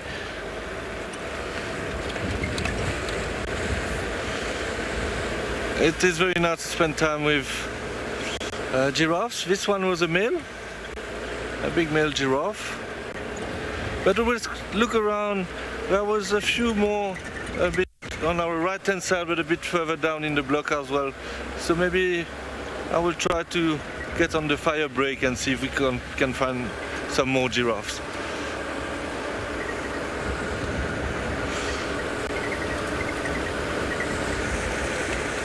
Yeah, I think we might turn there. There's a road going on the fire break and drive slowly towards where we saw giraffes.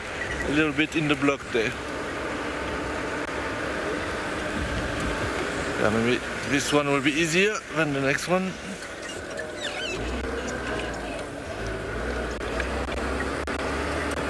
Kendra, you're asking what is the giraffe population in Djuma. That will be very, very difficult for me to answer, unfortunately, the exact amount. but there's quite a few of them around. We see them quite often. Not every drive, but quite often, so there's quite a lot. But obviously, on Djuma, they come and go, so there's other properties around Djuma, so the giraffe are free to move between the properties. So I would not get a definite number for you, unfortunately, on that question. It's always nice to see lots of giraffe together though, very spectacular. Obviously they are the tallest mammal, up to 5.5 meters, 6 meters at top, and the 6-meter one will be obviously the male.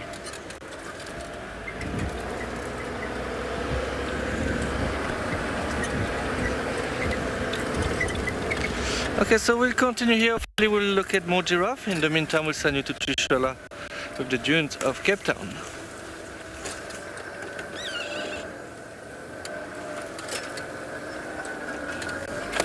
Cape Town.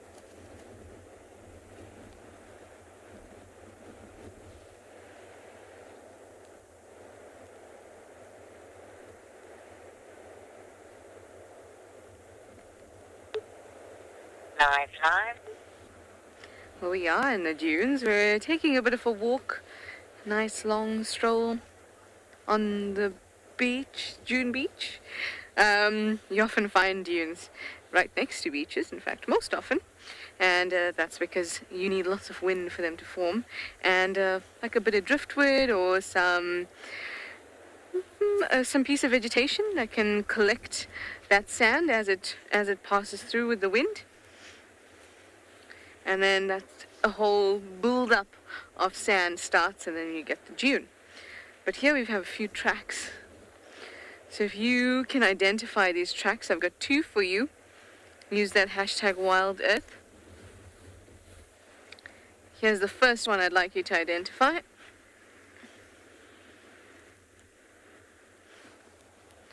What do you think it is?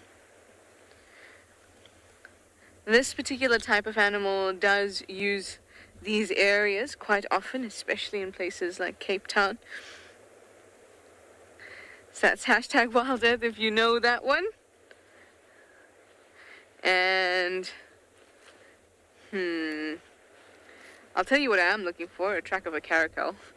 but I haven't seen one, a caracal or a track, although I must tell you, I saw a porcupine the other night. Yes, I did. How long in the bush? Never saw a porcupine. Come to Cape Town for 1 week, see a porcupine. Just saying. On my street. It was very cute. It was also very, very big. What about this track here? Oh, let's come further down, actually. Let's come further down.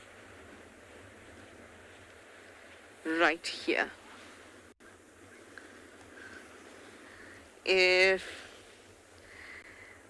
If you have already guessed and know that I'm just playing with you, it's a track of a dog, and there's also a human track. That was the one earlier. The only tracks that we're seeing around here at the moment, besides some bird tracks, I've also been hearing a bit of twittering around coming from one of these bushes. So I wanted to go and investigate, although I did see quite a number of them moving off. But I thought we could investigate just a little bit. Here's an interesting formation in these dunes. So if I stand like this, the sea is over this dune in front of me, parallel to this dune. That's how dunes form, right? Parallel to the ocean. And if you look to the left here where there's this gap, it may be very tempting to walk in this gap because, you know, gaps usually mean pathways. But this is as a result of wind moving through the gaps of vegetation. And when wind moves through the gaps of vegetation in sand dunes, then it obviously can create a secondary dune. So we'd call this the primary dune. It's the one that's the largest dune formed closest to the ocean. This one, the wind carrying the sediment through, can form a secondary dune, which we can actually see behind us. Other way. That one. And that would all be a result of gaps in the vegetation that come from from maybe people walking too much in one area, people trampling on vegetation. So it's very important that if you are going to walk on sand dunes, one, you don't walk in the crests, so you try your hardest not to walk in the crests, and that you don't trample vegetation. So we're going to try and go around the sand dune and get to the beach section and see what we find there.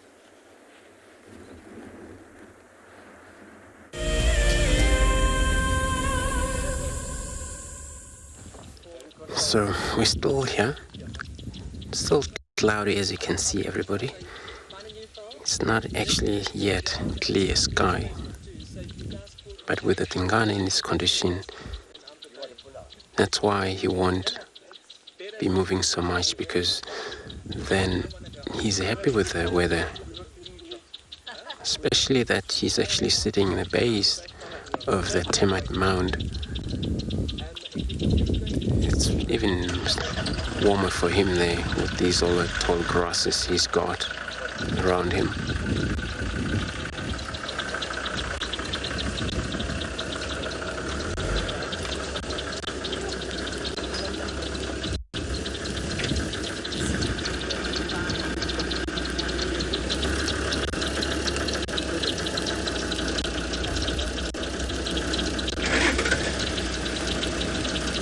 A lot of the birds, chin spot batters, they're all shouting about, but I cannot see why.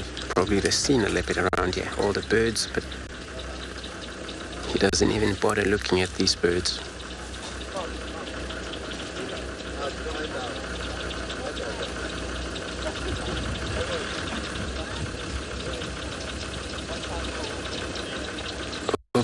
So he's checking out. It's probably all of the vehicles that are driving around here. Somebody's making space for the others. I'm just hoping that I don't have to get to move soon, because this is the beautiful scene with the Tingana.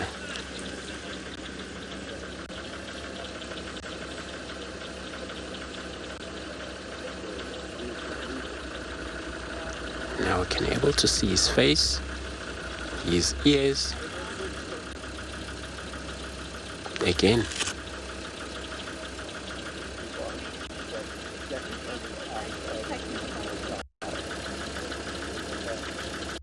But this grass that is actually around it, it's just even building more of a camouflage, so he's chosen his spot to be, which is cool.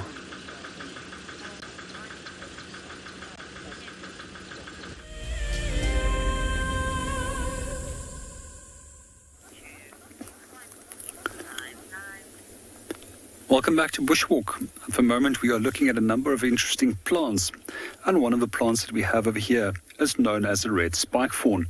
Now there's two different species of spike fawn in this area, the common as well as the red spike fawn, and we can identify red spike fawn by the red tip to the young spines. Now these spines are actually modified little branches or mechanisms which protects the plant against potential browsing antelope species. Another strategy that this plant has is also to use a large amount of tannin. So if you ever have an upset stomach, you can actually chew these leaves and it will settle your stomach from further problems. Something that I also find particularly interesting is that these spines are quite often used for the purpose of stretching leather over drum bases, especially with the mature adult spines. They can be incredibly hard and they can easily go through your shoe. So quite often this plant is confused with a common spike fawn. I just would like to share some of the ID features that you can look for. The red tips to the spines, a slightly darker green leaf, not a bluish green colored leaf.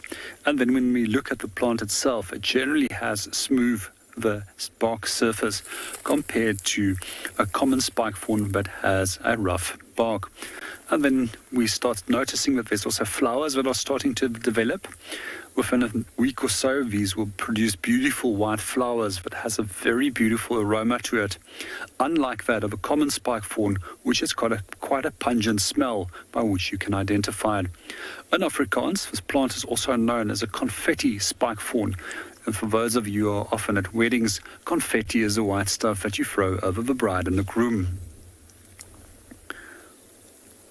With a spike fawn, there's also a number of other uses for it, and one of the medicinal or cultural beliefs surrounding this is that you can actually use it for treating snake bite. So parts of a plant will be crushed and mixed with fat, as well as the skull of a snake. And they believe that specific species of snakes can be used with specific fat, and that will then be used for the treatment if a person has been bitten by a snake. My advice, however, would be go and see a doctor.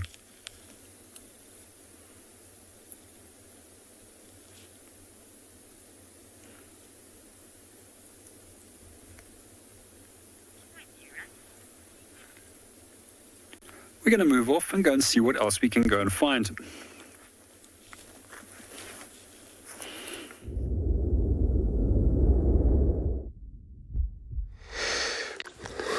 Good luck, JP. So we're still sitting here.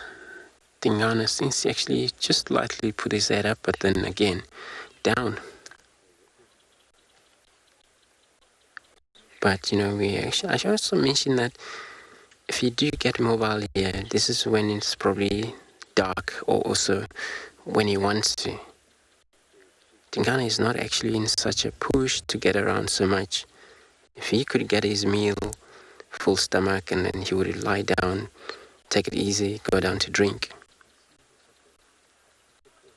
He's not actually very much in push to get dominated around.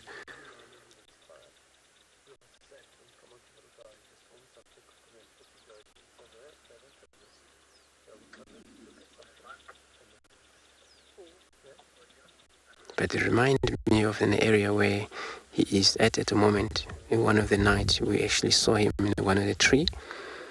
So he had impala there, slightly west of this position, where it was actually scary things. The lions got on top of the marula trees, and he was there. And it was so far for him to jump down.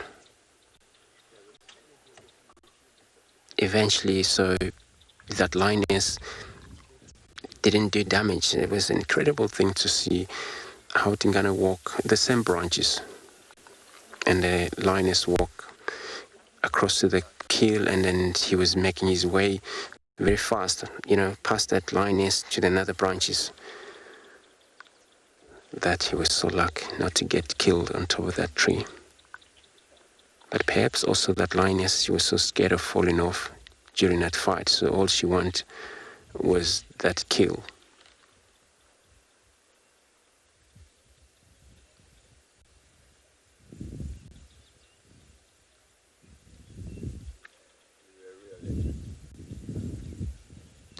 So as a leopard, you just have a beautiful eye. Look at this. They had come across so many of a challenge between themselves and the lions. They got to make sure they get around safely around these cats, and also company. Especially when they have big heels, it's so important. It has to be far up in a tree, out of reach for hyenas and then lions.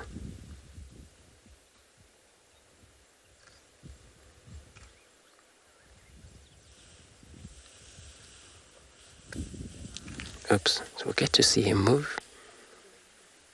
Again, lay down. What a beautiful.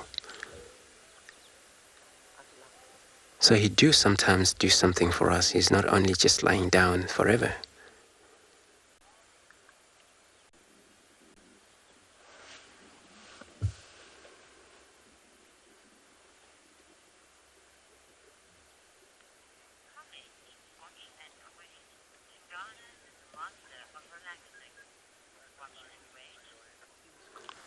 Watch and mate. You're saying Tingana, it's water animal, relaxing animal.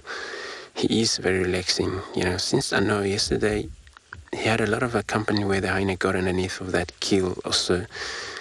That timber, which he was the owner of that kill that Tingana has in that tree. But we didn't actually see him bother too much about the hyena, since he knew that they won't climb the tree. Also, timber won't get up into the tree while he's there. due to the age. Simba is still too young to compete to the fight, especially with such a male like this. So it's just cool to see how he was relaxed. Until today, we got him again. Actually, it's not actually far from where he was. It's about not even 100 yards, so he didn't move far from there.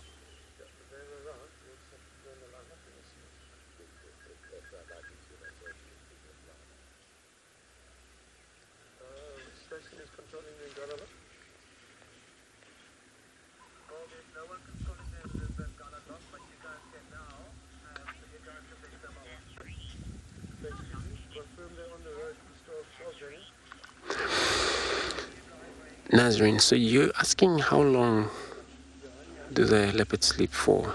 Oops, looks like he just had you, Nazarene, when he asked that question. What in Ghana is not actually very much well sleepy, he just always stood up and check around a little bit. So leopards, they sleep less than the lions, roughly 16, probably hours, 16, 17 hours of a day when they don't want to move around too much. Could sometimes sleep up to 18 hours, depending on what that leopard do. So in Ghana, he can even have around 18 hours sometimes because he's not in a hurry to get anywhere around. And then that's pretty much the lions. They sleep much longer, slightly more than what the leopards can.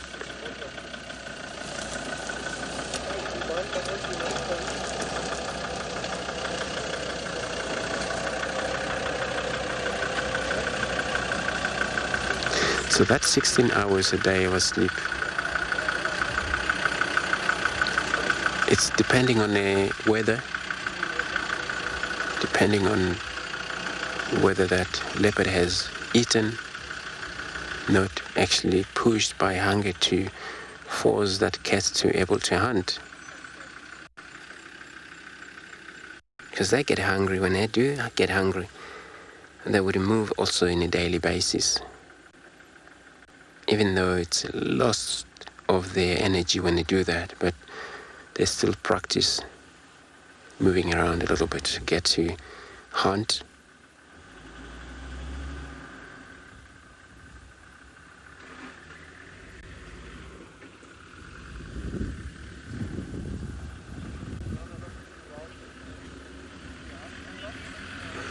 So we're gonna stay here, everybody.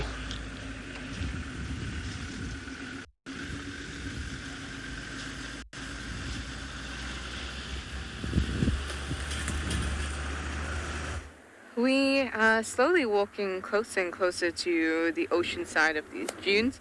But I thought, let's take a moment and just enjoy the beautiful scenery, the wonderful sounds, because that's what I'm going to do. I'm going to sit down in the sand right here. There we go. And I'm going to enjoy the scenery too. Such a beautiful place. Oh, hi. See, I'm not lying. I am sitting in the sand too. Yeah, so let's take a moment. You should be able to hear the sound of the ocean in the background, just faintly, and it'll get louder as we approach. But for now, I'm just admiring how wonderful this dune field is here in the Misty Cliffs.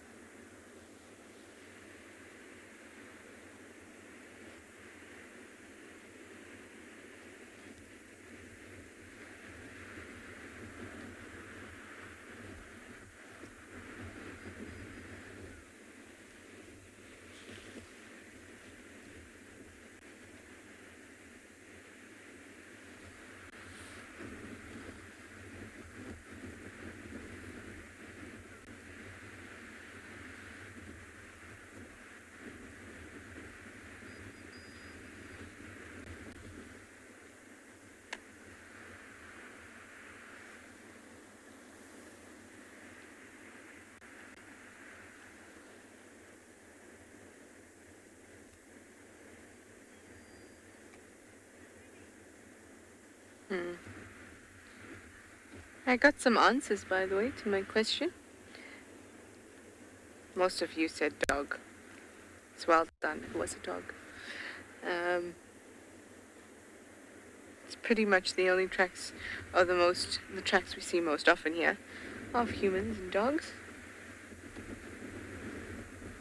Occasionally I get excited and think I saw tracks of a caracal, but that's just me being me and being very excited.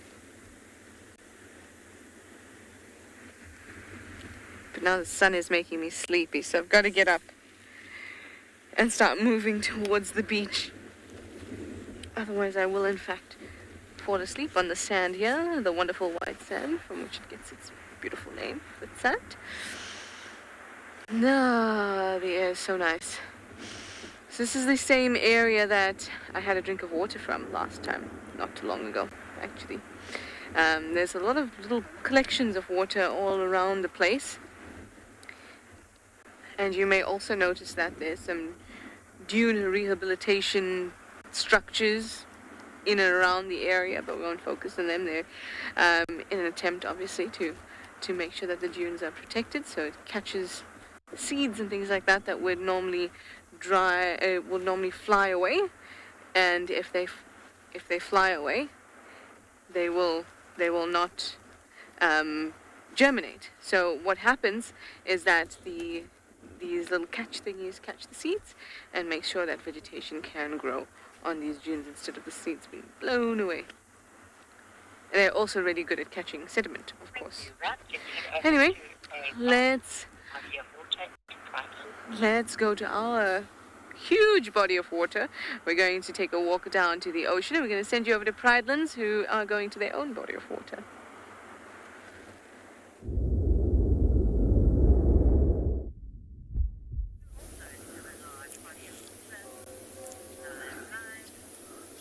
Welcome back to Bushwalk. Unlike that large body of water that is quite permanent where Trish comes from, ours are decreasing. And over here we can notice how the water levels have started dropping over the last few months. The section where I'm standing now was roughly done 3 or 4 months ago when I actually watched the elephant busy wallowing over here. And as we mentioned, wallowing earlier on, as well as the use of rubbing posts, this is where the whole animal was busy lying down, just to get a sufficient amount of mud on it, but also to help it to cool down, but also afterwards to get rid of the parasites that's on the coat. What I also find fascinating is that we can still see the skin imprints over here on the mud where it was lying down some 3 or 4 months ago. Some of the other things that we have over here is a large number of footprints. There's one specific footprint that I did want to show you, the one right over here. And if we have a look over here, this one is much more oval compared to the front foot, which tends to be much more round, which would suggest this was a hind foot. I find the feet of elephant particularly fascinating, and I might have mentioned this on a few occasions already, but for the newcomers it might be very interesting, as when they do walk on mud, the bottom of the foot actually expands and creates a larger surface area, which enables them not to sink into the mud as easily. They also have another unique adaptation, is that the foot can actually become slightly smaller when they pull up, so that it makes it easier to pull the foot out of the mud and move forward. In general, the feet of elephants is quite fascinating for me. It's got quite a thick layer at the bottom, and what we would think is that the animal is actually walking on a flat foot, but it isn't. If you look at the inside structure of the foot actually comes at a 45-degree almost angle, and then there's a large layer of cartilage underneath the foot, which enables it to walk incredibly quiet. Another unique adaptation that it has is cells that are known as a pacinium operculus, which can detect low-frequency vibrations, which is not audible to the ear of an elephant, and thereby they can communicate over a far larger distance.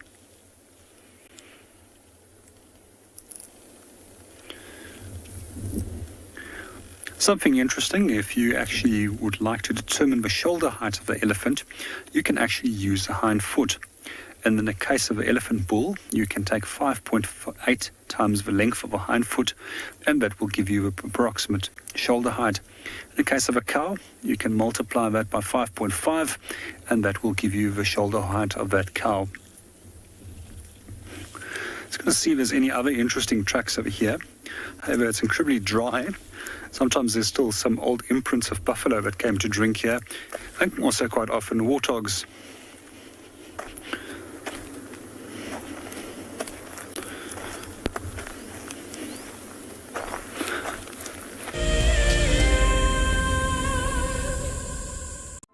As we celebrate Women's Month in South Africa, we acknowledge and thank those women committed to conservation, working tirelessly both on the front lines and behind the scenes.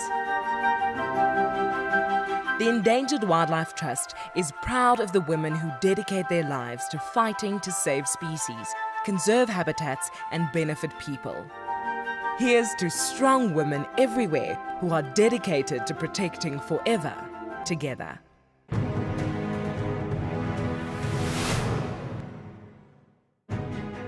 We're here at the Advanced Rifle Handling Challenge, which is actually lots of challenges in one to gauge the contestants' skills at different distances and different speeds. This is probably the challenge that the contestants are the most nervous about. So let's get them locked and loaded.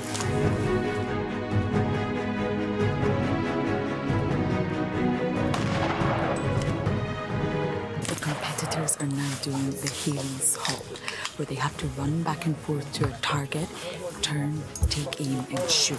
And this simulates a chase in a real environment and gets the heart pumping and the blood pressure up. James gave us a demonstration, and the skill involved in this exercise is remarkable.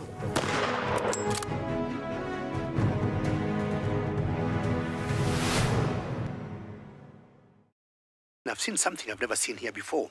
Look at these cubs. One is crossing the river. It's being washed away, unfortunately, but I'm sure the mother is going to save her. Look at that. How beautiful. Look at that. One crossing, two to go.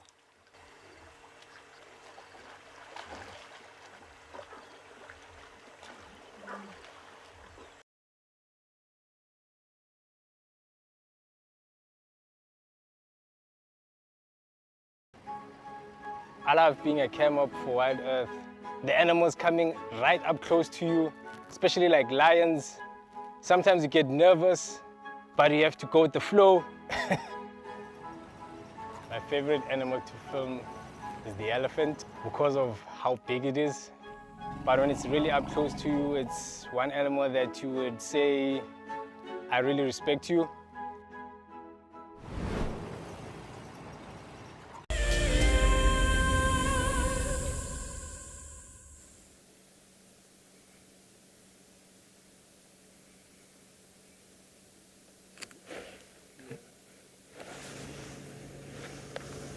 So, welcome back with us. We're currently looking at a vulture, and it is sitting there on the tree very quietly. So it is a birding afternoon for us, unfortunately. It is very quiet on Djuma. So now we're currently on the eastern section of Djuma, so we're trying our luck on that side. Obviously, vultures can be very big, almost just under 3 meters of wingspan, and they can weigh up to 5.5 kilograms. Yeah, so I don't think there's anything on the ground here because there's only one vulture. So if you come on the tree like we saw this morning when we were with Tingana, there was one tree with a lot of vultures on it. A tree very similar to this one. Then you can know that there is maybe a kilo round. So yeah, so we were sitting here just looking at that vulture. I think we are currently on Mondadars Road now. I think we will continue on that road and see what we can find, but not a lot of reports on Djuma, very quiet. So yeah, hopefully it will change. Because today it is my last day, so it is my last drive for now at Djuma. So I would really like to find something interesting to end.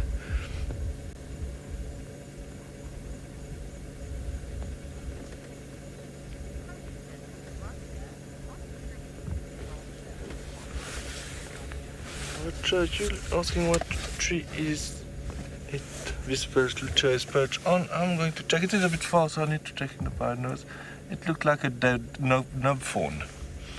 So the nub fawn, it's a very hard wood tree. Not as hard as the leadwood, but often the elephant they bark the tree, so this is why the tree dies. It looks like it's dead for a while now. But of course they are so very hard, so they will stand there for quite a long time. For example, the leadwood can stay up even dead for hundreds of years.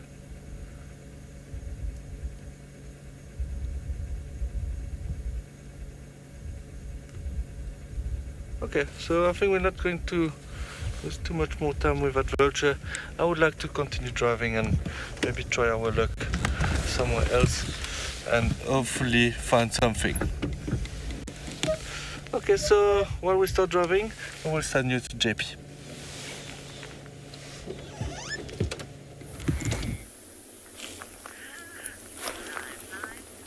Welcome back to Bushwalk. We're watching a group of storks that are trying to come and land at the dam. We're going to slowly start moving a little bit away to give them a little bit of space that they can come in. For the moment, it's a little bit too far to actually notice what they are, but it seems to be yellow-billed stork, which also goes by the name of Nimasat in Afrikaans and in Dutch, which means never satisfied, because when you do watch them, they're constantly busy feeding. So quite often these guys are confused with herons in flight. But when you do look at a heron actually tucks its head in and storks fly with their head straight out. So quite a few of the species of stork that we have is actually migratory, and one of those that I quite like is a white stork. And they'll probably be arriving back in the next month or two. And these birds will breed in Europe.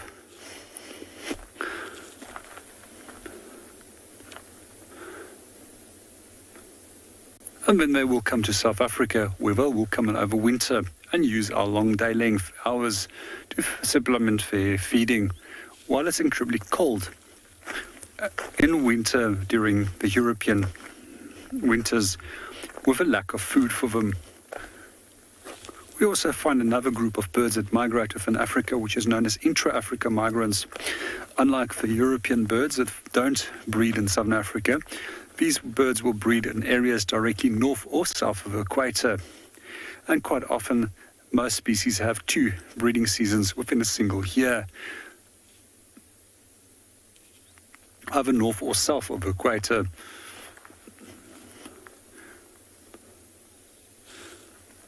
A third type of migration that we also encounter in South Africa is known as altitudinal migrants, where the birds will come from the higher-lying central plateau to the low-lying regions of low-veld and coastal regions, where the temperatures are much warmer during the winter months compared to the interior, which can be icy cold.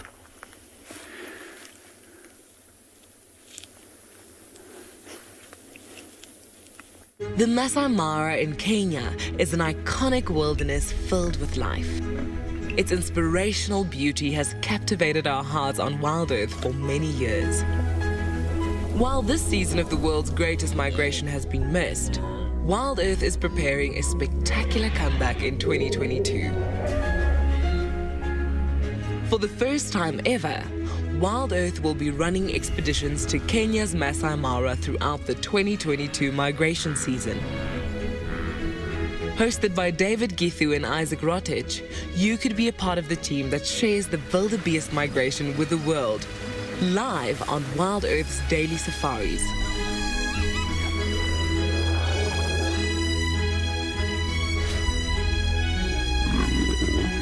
If you're interested, then head over to our website to find out more.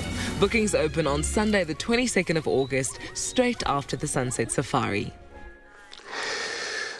Oh, such a gorgeous, gorgeous place in Masai Mara. What a gorgeous place. What a perfect area to visit. If you could in 2022, that's pretty much would be the best. Well, it's actually an area or part of the world that I haven't been to, which actually I'm dying to visit. with all of his migrations and all that. I always seen it, but I haven't actually seen it right away through my eyes. It will be a perfect area to visit, everyone. So, and we are still sitting here with the Tingana, where really doesn't know anything about Masai Mara. He doesn't know anything about it anywhere else. He only knew the area where he grew and anywhere where he was born.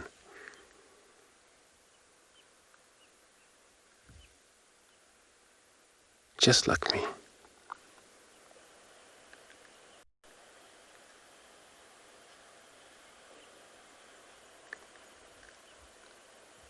So if there is anything that may surprise him due to these antelope species ran across here or he spot them, he would react to that. He would probably looking to hunt. Even we see his tummy well expand, but the only reason they do that, killing every now and again when it's possible, is that they don't know when is the next chance again. So they are so opportunistic, cats, the leopard.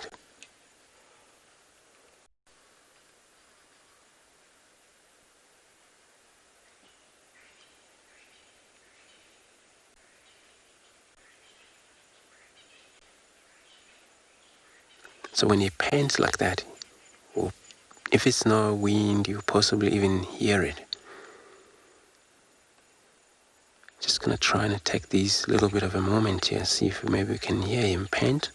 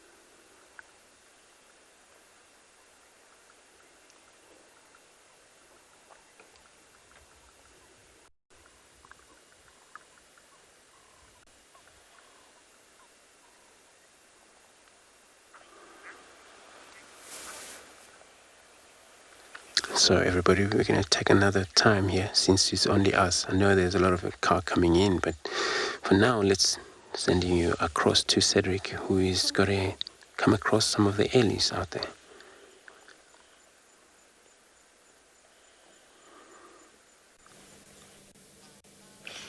Yeah, so we bump into those elephant, which is very nice because it was very quiet for us. It is amazing how much time we have spent with Tingana actually, between Andrew and myself, since yesterday. 4 drive and 4 time Tingana. That's very nice. Yeah, but looked like the theme today for us is that animal walking away. Same as the giraffe. Those elephants are moving. There's a few of them around. We are almost at the same spot where we saw the 2 young bulls this morning. It was a nice sighting, pushing each other. So it was very nice.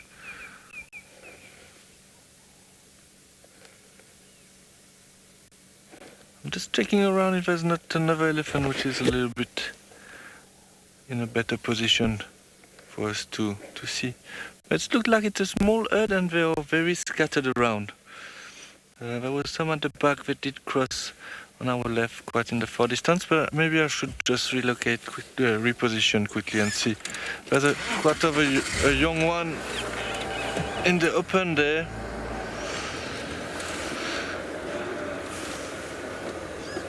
There's the mother. There we go. Yes, that's a bit better. So they are very thick skin, up to 4 centimeters in some areas. Obviously that will help when they walk through the branches, through the bushes. Obviously, the legs and the forehead have a very thick skin. Some area the skin will be a bit thinner, such as the ears. I think the skin is the finest on the ears. It's been a week. I did just under a week at Djuma, and there was a lot of elephant almost every day. So nice to see so many elephants.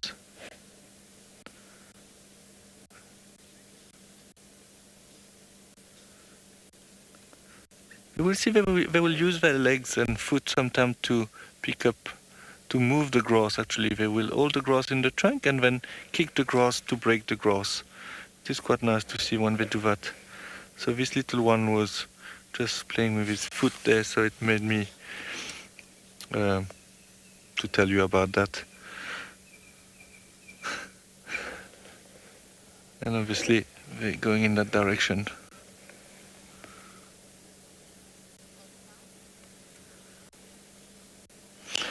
Okay, so we'll see if we can get a better position. In the meantime, we'll send you to Cape Town.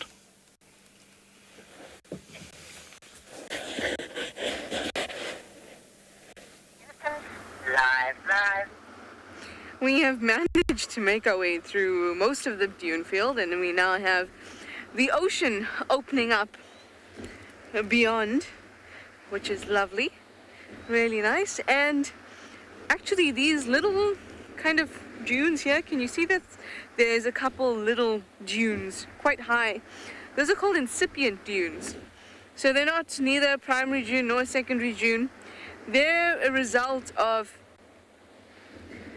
something collecting sand there in that particular area, but it doesn't really grow. It can sometimes be absorbed into the primary dune or into the secondary dune, but you'll often see them as quite like high little bits.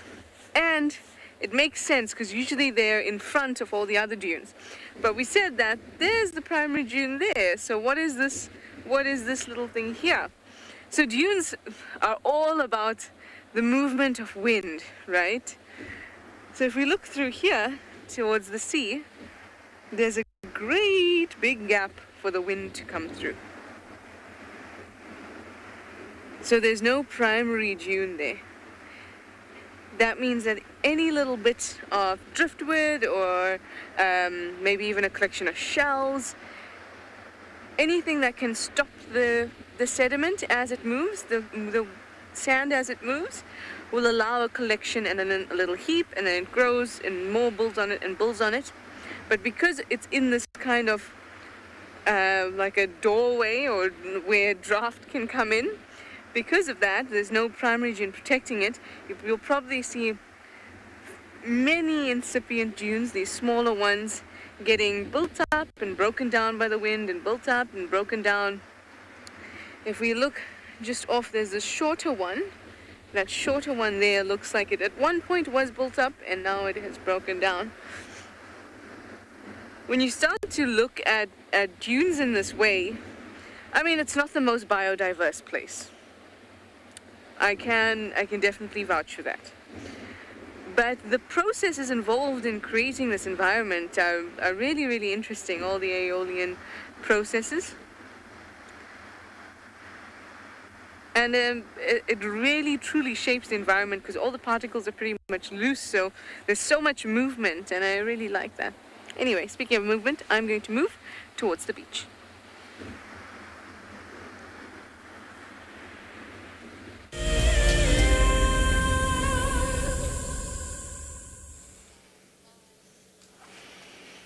Oh, nice, but Tishala is going to the beach.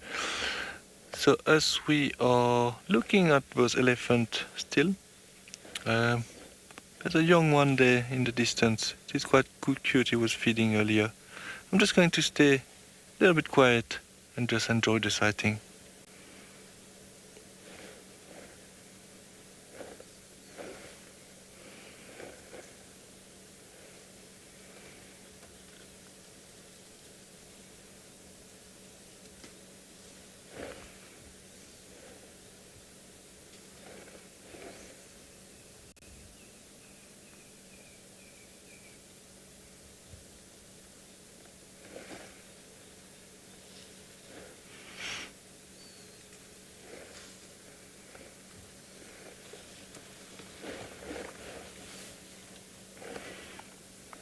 as you can see, they are all around us, but they're quite mobile. They don't stay in the same spot for too long, and then they start moving again.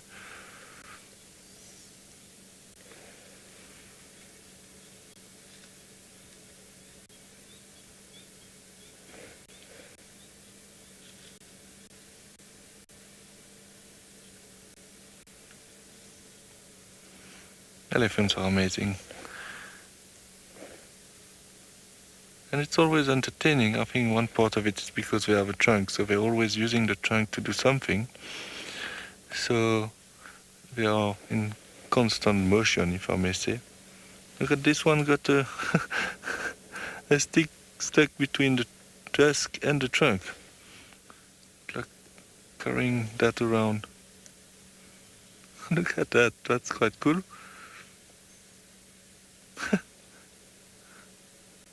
It doesn't seem to bother at all.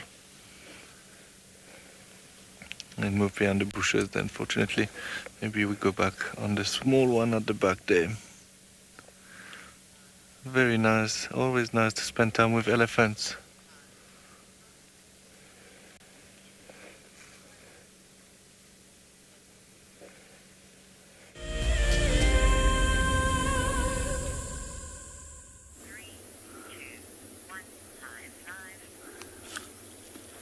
Welcome back to Bushwalk. We were just enjoying that last little bit of sun before it disappeared behind the cloud.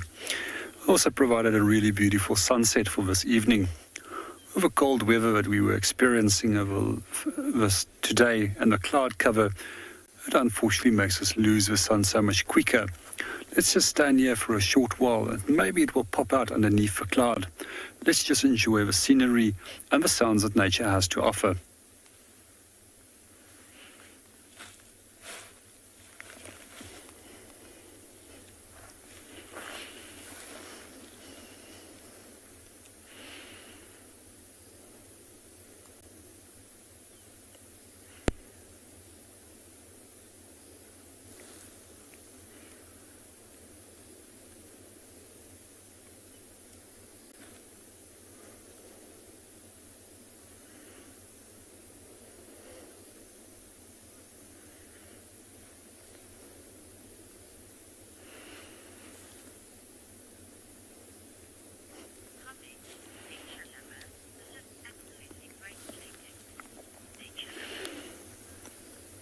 Good afternoon, nature lover, and welcome to the show. Yes, it is absolutely stunning, and I just love that little golden reflection on the water at the moment. And it's also incredibly beautiful how clouds can actually at times enhance a sunset.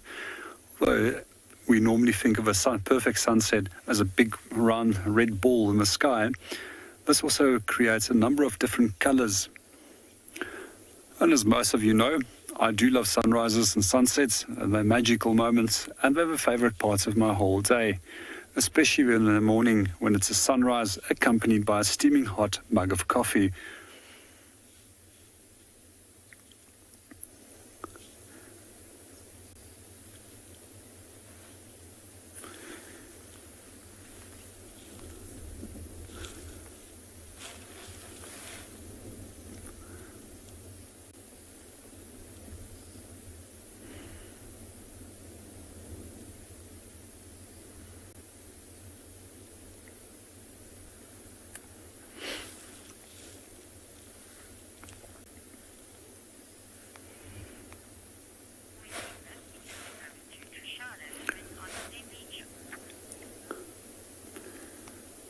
We're going to move off and go and see what else we can find on our way back towards the vehicle. In the meanwhile, let's go and see what Tashala is up to on the beach.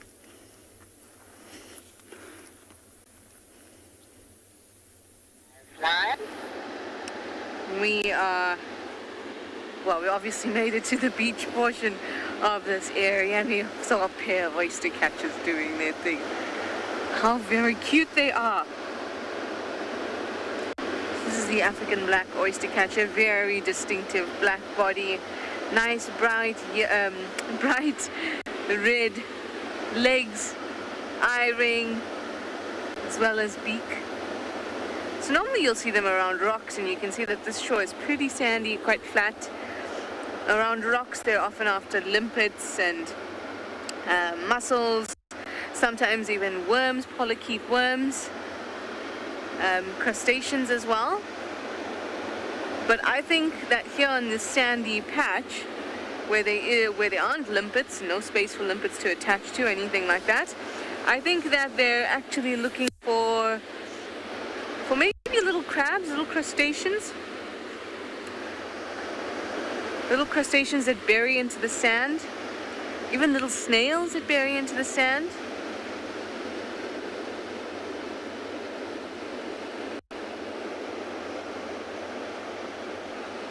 Remember, these guys are near threatened. Some areas they're endangered, so there's extensive conservation work going into making sure that their population does well in this area.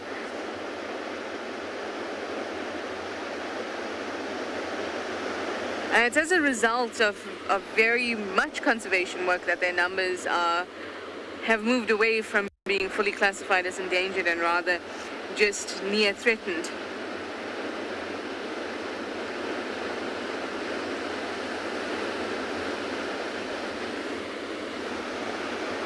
Aren't they just wonderful to watch? Wonderful to watch and hear the sound of this ocean. So I'm going to give you a few moments to do that while I take a seat in the sand in a ring of kelp.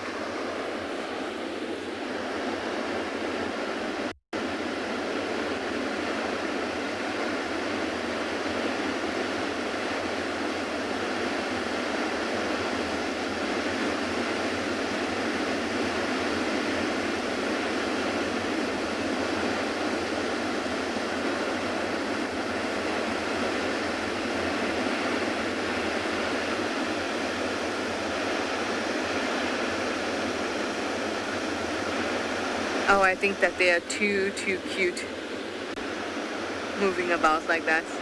You can see how that long beak is very useful. It's not long and pointed as such. It's more like long and slightly flattened.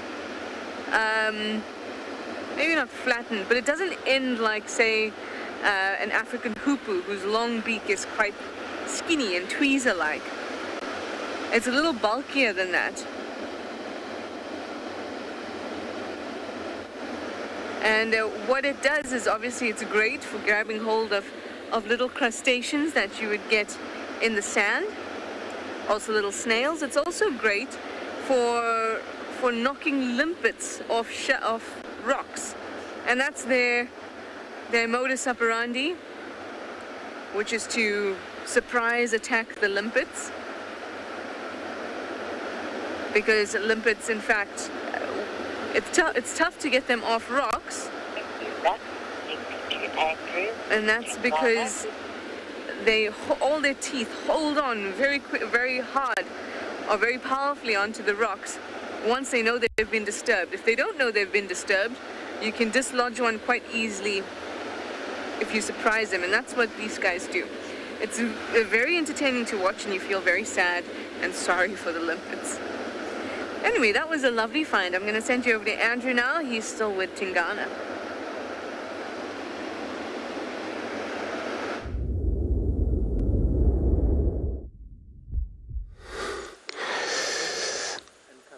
So, we're still sitting here. Tingana hasn't actually done much. So as you can see, he's very static. Lay down, perfectly down. All he needs is a pillow, which is, it's a grass, just a piece of grass, not much on his head.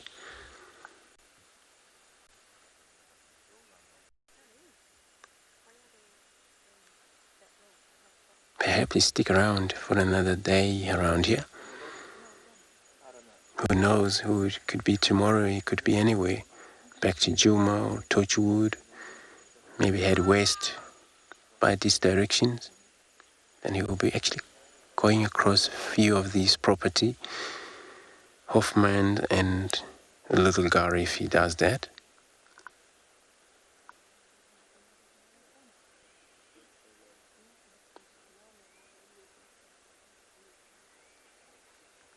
It'll probably take him maybe for a while.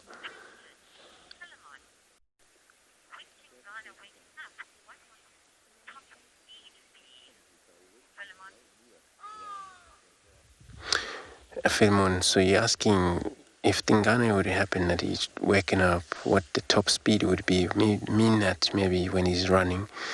So a leopard that can top up speed about 75 kilometers an hour, possibly 80 kilometers an hour, but for short distance.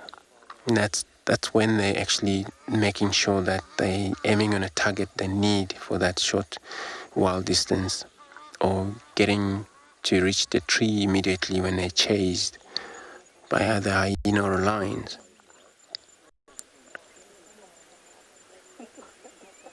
So a leopard and a lion, it can be slightly similar top speed, but sure, somebody can cut down in that run, depending on, just like human. Some are faster, some are not. Just like me, I cannot run faster.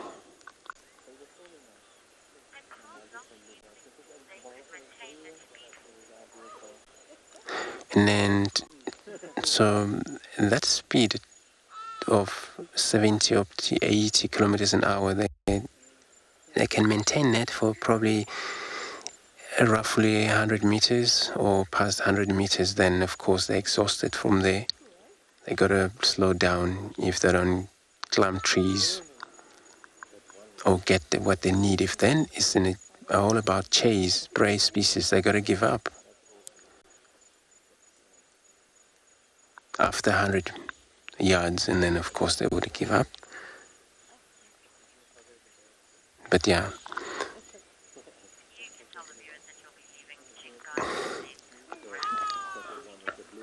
So everybody will be leaving Tingana. Seems to be won't going to go anywhere, and then we're going to leave him for now. We'll get an update about him every now and then, wherever we'll be working.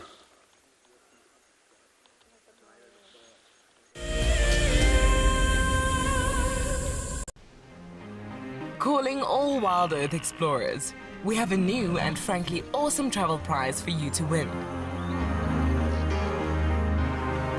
And Djuma Private Game Reserve encompasses an impressive 28,000 hectares of protected wildlife land in KwaZulu-Natal, South Africa.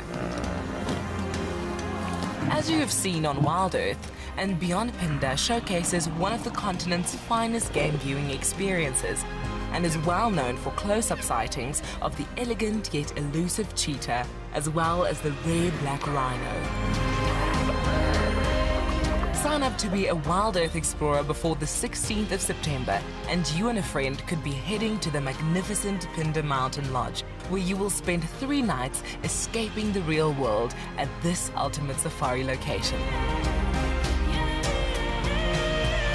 WildEarth explorers, it's in your nature.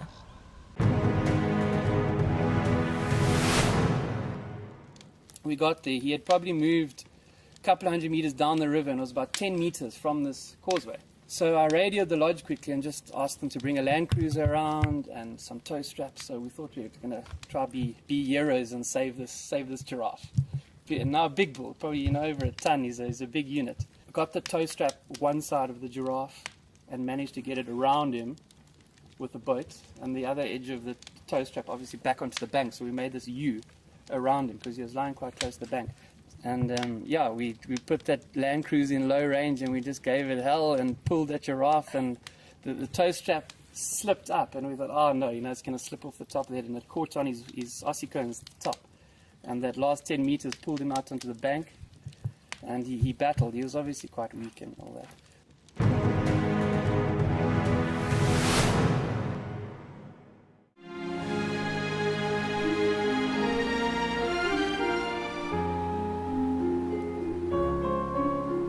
You are cheeky. That was a brave decision. Amber Eyes is... Oh.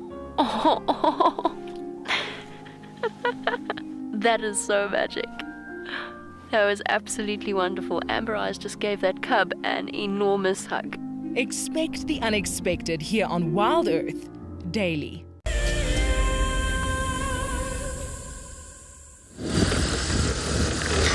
So we have left Ghana lying there flat. So since we're going to get more update about him, what he's up to, and then of course, so my plane now, there was a some lions here, sighting going on, where I haven't yet communicated to the guys because then I was in that sighting.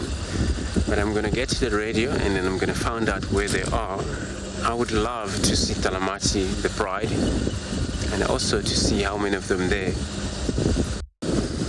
Because we missed them last night when they walk across Djuma to this area. So that would be my plan. And then if it happens we stay there with them, we would love to stay with them. But you never know, this area, it's quite a lot of responding vehicles, and then we always, in the end, we have to make space for the other vehicles to come in, maybe follow on a line-up again, so we'll see when we get there.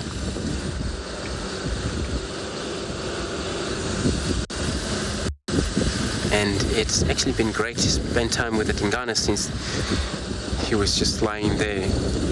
What I can tell you for sure, leopards, depending on what they do, having a good sighting of them, is that they maybe had a kill, spending time in some place.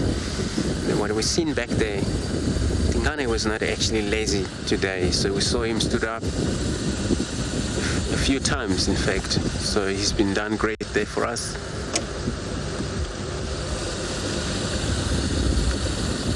Which I think he may maybe stood up again, finally get to move around about.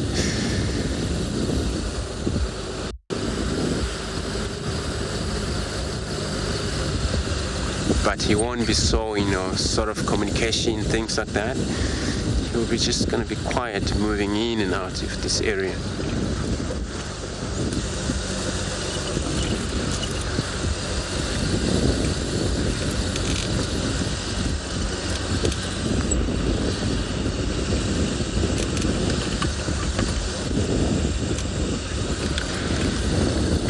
The last update about these Talamati seems to be that they're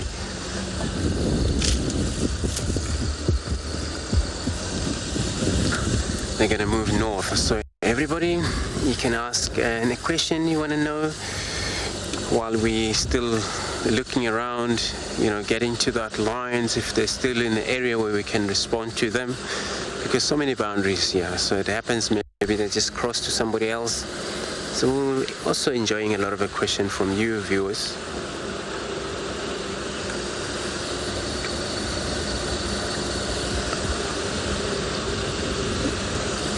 So yes, so Kimberly, nice to hear from you. So you're asking with the lions would be active in this type of weather like this, cloudy. They would be active, love so much to be active in a weather like this, especially when they're hungry. When you look at this cloudy day, and then probably receive some drizzling maybe later on, and they would have been loving more so much moving in that drizzling where a lot of the prey species are so confused with the weather like that because they cannot hear. It makes them run around. Might happen maybe the wind will pick up and they're even more concerned, this prey species, because that's where they're killed so much by lions and leopards and various carnivorous species.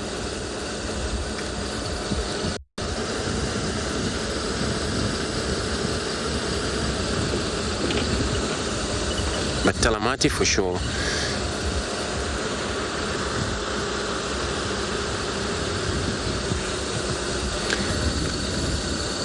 Greg, you asking when last did I see Kuhuma?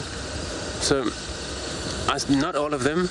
This is when day before, even yesterday, we had in Kuhuma, part of the Kuhuma, which they were actually in one of the boundary where it happens, they were actually crossing to that Twin Dam area to have a drink there, and they walked right in the middle of the elephants, which we were so happy to see them. But the rest of them I haven't seen them now recently.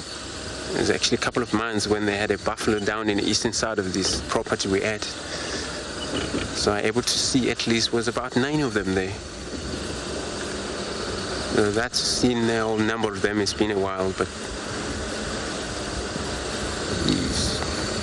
yesterday we get to spend time with them.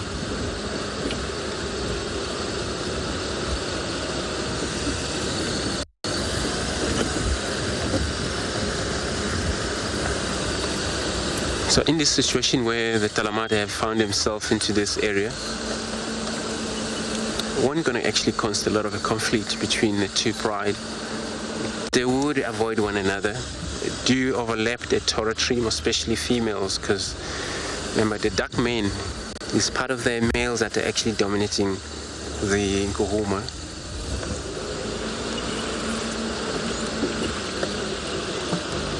So everybody, I'm going to carry on. In the meantime, let's go over to Cedric to tell everybody what he's planning for the rest of the drive.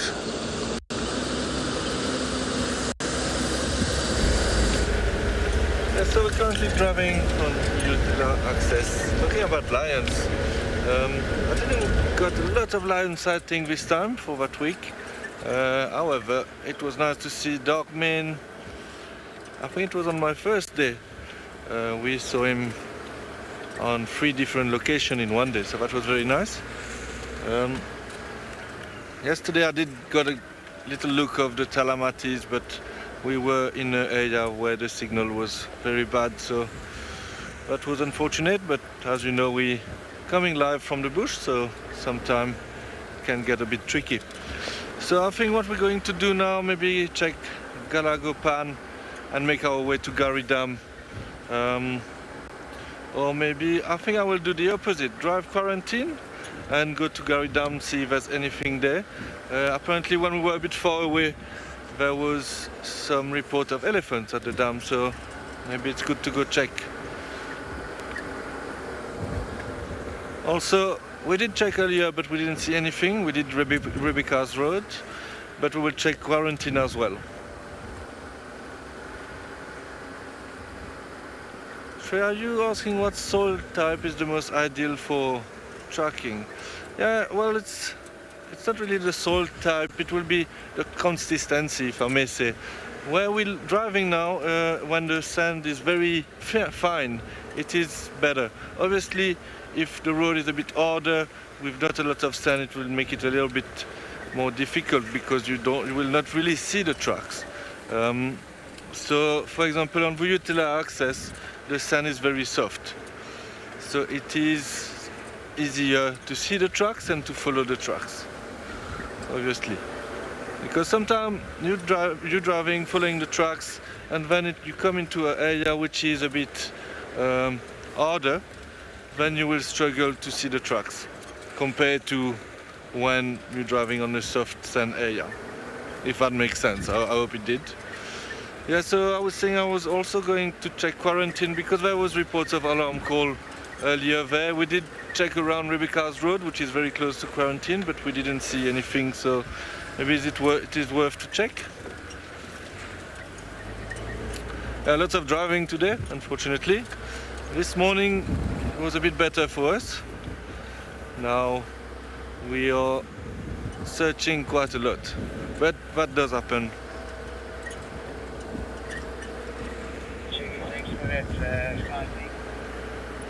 There is a few reports of leopards on Beffelshuk, but on Djuma it's very quiet.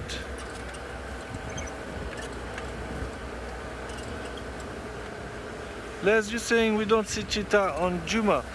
Where are they?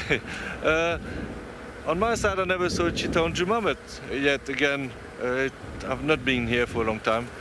But I know that Lauren got a sighting of cheetah on Chitwa, so they are sometime around, obviously.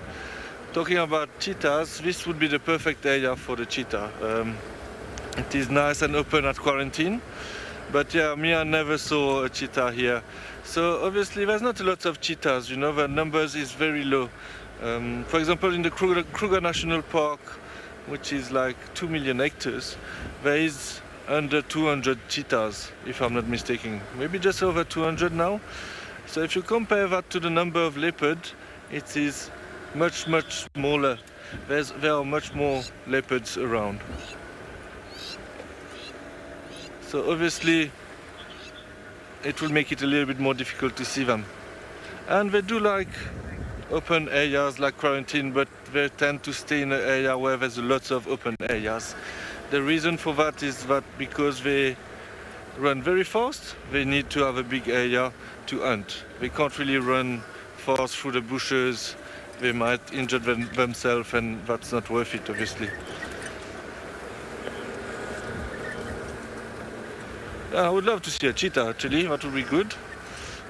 My best sighting of cheetah was in the Waterberg area, which is in another part of South Africa, where we saw one cheetah kill an impala in front of us. That was really, really nice.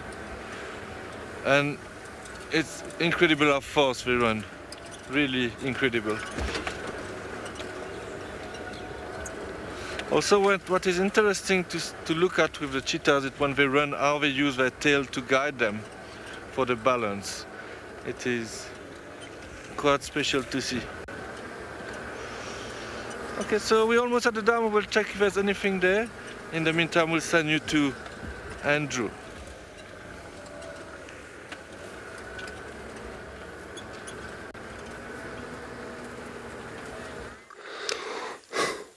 Yes, we got a beautiful antelope here, which you can see in nyalas. That's what they look like. Difference between a male and a female, where females bright, slightly yellow, and then it's band stripe. But what makes even so beautiful as a female nyala, the male is always dark. Just saw him there. He's still actually checking the status on these females, so that's what he does. He would spend time with the female sometimes move away from them.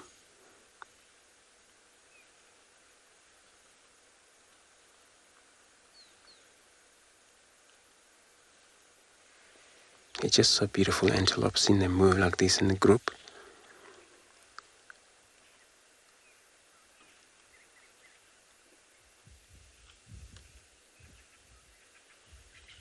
So females that are called iwi.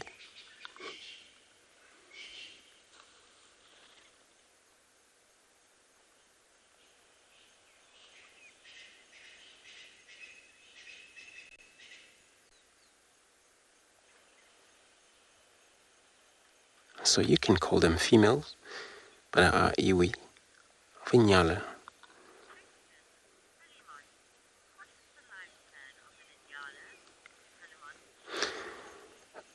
Philemon, you're asking their lifespan on the nyala. So, well, they, in a wild, of course, can be very short sometimes. They can live anything roughly up to 9, maybe past that, up to probably 10, 12, depending on their survival. But in the captivity, they can at least reach up to probably above 18 upwards. So many challenges animals in the wild will come across. But due to the leopard, in fact, that December, the young leopard, a week ago was seen feeding on one of these female nyala on the far eastern side of Asia. So they get actually hunted quite a lot. Diseases also can be threats to the animals in the wild. And that's why many of them won't make it up too far, many years.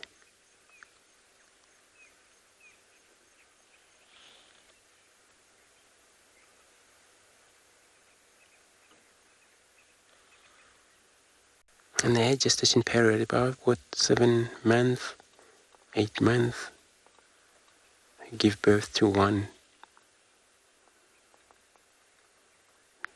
young one at a time.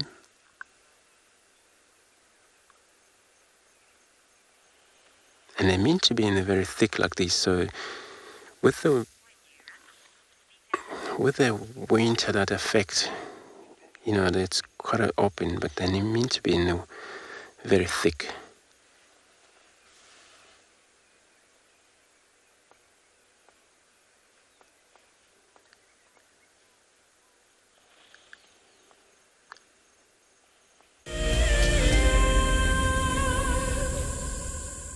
The dam, Gary Dam, but it is very quiet.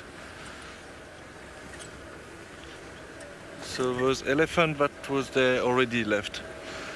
So I think now we will soon take out the spotlight, look for some eyes shining, reflecting actually the light, and hopefully find something.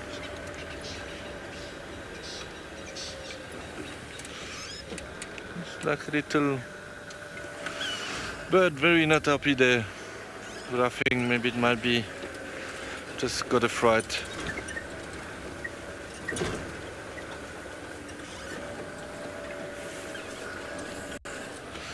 So this road, I like to do this road, it's just a little bit bumpy, so I apologize if the camera move a bit.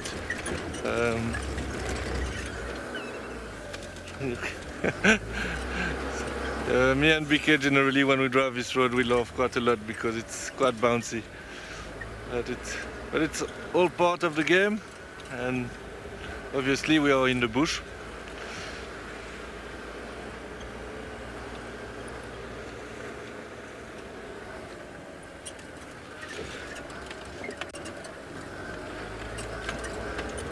So today I've been quite quiet on Djuma except for elephant in general.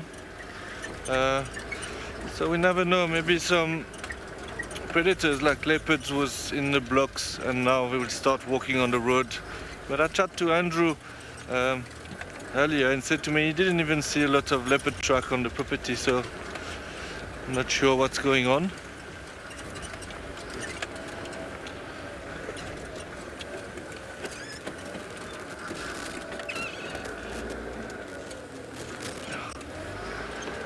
Yeah, but we're still looking around. I will do my best to find something on my last almost hour.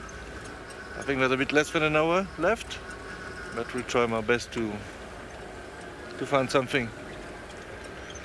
So let's continue there to the Buffalo Shook cut line.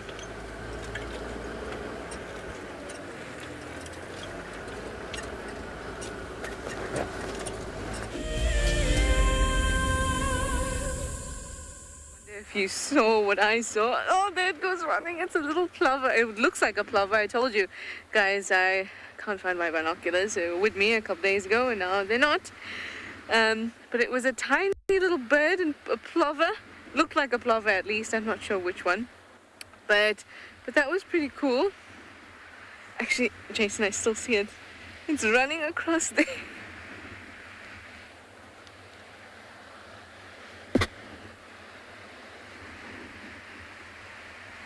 It's in line with me running down. Nope. And it's gone.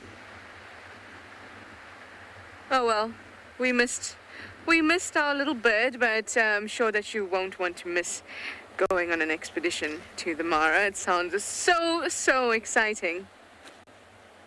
The Masai Mara in Kenya is an iconic wilderness filled with life. Its inspirational beauty has captivated our hearts on WildEarth for many years. While this season of the world's greatest migration has been missed, WildEarth is preparing a spectacular comeback in 2022. For the first time ever, WildEarth will be running expeditions to Kenya's Masai Mara throughout the 2022 migration season. Hosted by David Githu and Isaac Rotich, you could be a part of the team that shares the wildebeest migration with the world, live on WildEarth's daily safaris.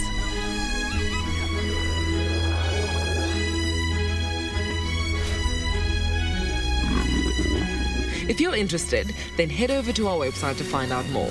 Bookings open on Sunday the 22nd of August, straight after the Sunset Safari. So we are mobile. Now we see that I got my spotlight on, searching around, only to find these animals' cats. That's what you will be looking for. Sun has already gone down. Dark, it's going to be beautiful dark. That is going to take place soon. So I found out about the lines that they have actually crossed to the other side. But if they actually cross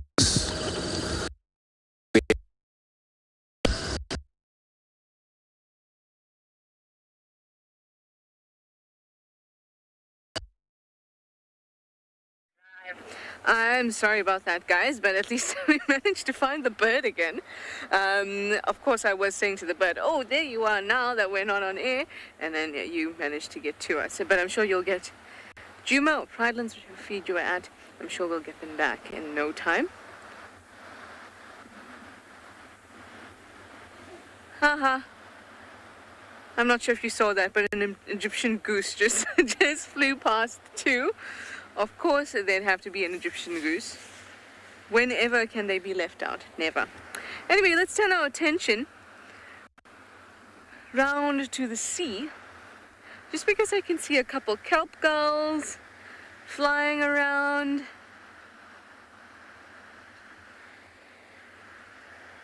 And if we look further off here,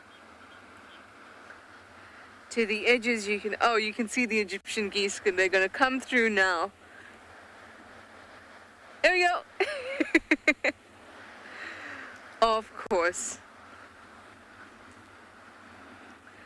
Oh, we've actually been seeing quite a few birds around the area, but it's a bit difficult, obviously, like I explained, for me to ID them. But I did see a malachite sunbird, which was really, really nice. And I'm hoping that we'll get to see them again, because they're kind of in the forest area that's behind us at the moment. Interesting to see. Oh, I thought that this might be bits of kelp, but it's not. So we're going to... Oh, isn't that lovely? Here's another challenge for Jason. The moon, the glorious moon. I'm not mean, although I must say I'm circling behind him.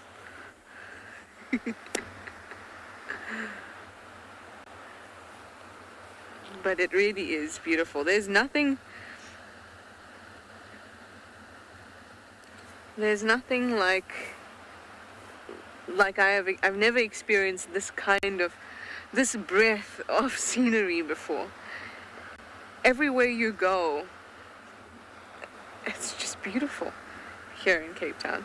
In fact, I mean, not that I'm excluding any other countries, but I must say the only other place I could say I was taken away as much by the scenery, the sheer shape of the place, was Oahu, Hawaii. So there you go. Cape Town for me is as good as Hawaii. So it's still light here, but the sun is setting, so we're going to send you over to Djuma, where I'm sure they're in the dark and in IR.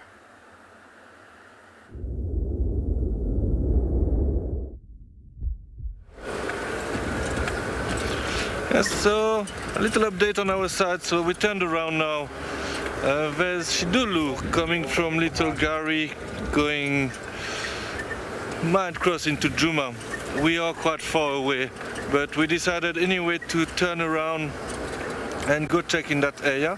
I'm not sure if Andrew is closer as well to that area, so we might both look in that area. So it would be nice. I never saw Shidulu, so now we have to do a bumpy road again.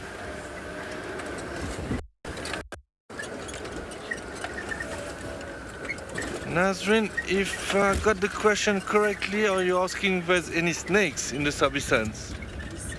Have I ever seen? Because obviously there's snakes. Yes, there are a lot of type of snake. I saw a few puff adders. I never saw a black mamba here, but not far from here where I live I did see a black mamba. But yeah, so mainly puff adders. Yesterday actually when we were driving we did saw a few trucks of puff adders crossing the road. I think yesterday it was very more warm, so the snake was quite active. Yeah, but mainly puff adders I saw. And yeah, it's quite pretty to see a puff adder. I am myself not a big fan of snake, but some of them I must say are very pretty. I don't know if you saw a puff adder before, but the pattern on the snake itself is beautiful with the colors.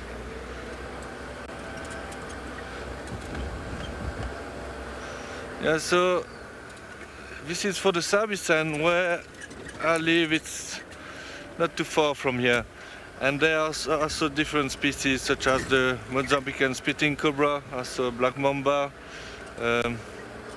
some western yellow-bellied sand snake, and a few different species. When you live in the bush, you always have to be careful a bit with snakes. Obviously, if you're not experienced, you should never try to remove them from a house, for example. Always let someone else do it who knows what they do. Because most of the people getting bitten, it's when they try to move a snake away, or so you always have to be careful.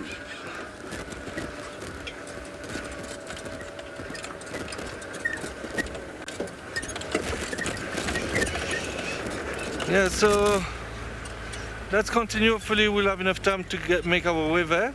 And let's send you to Andrew and listen to his stories with snake in the Sabi Sands.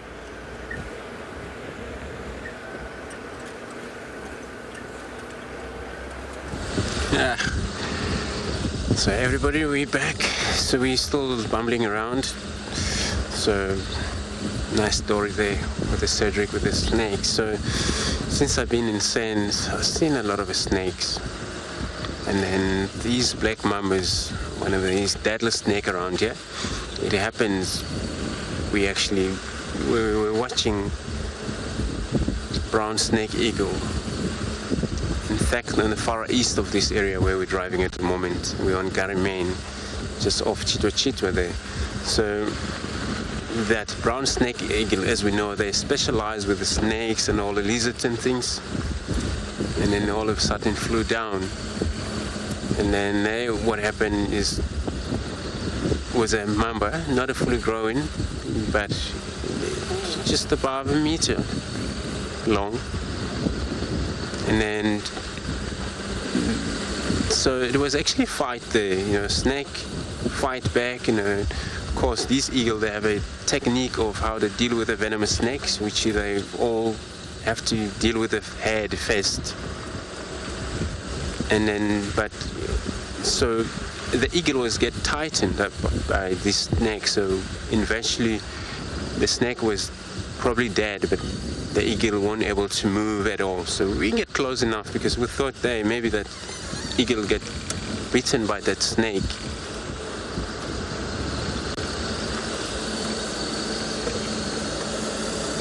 So everybody, we're gonna have to send you across to Cedric, who has found animals.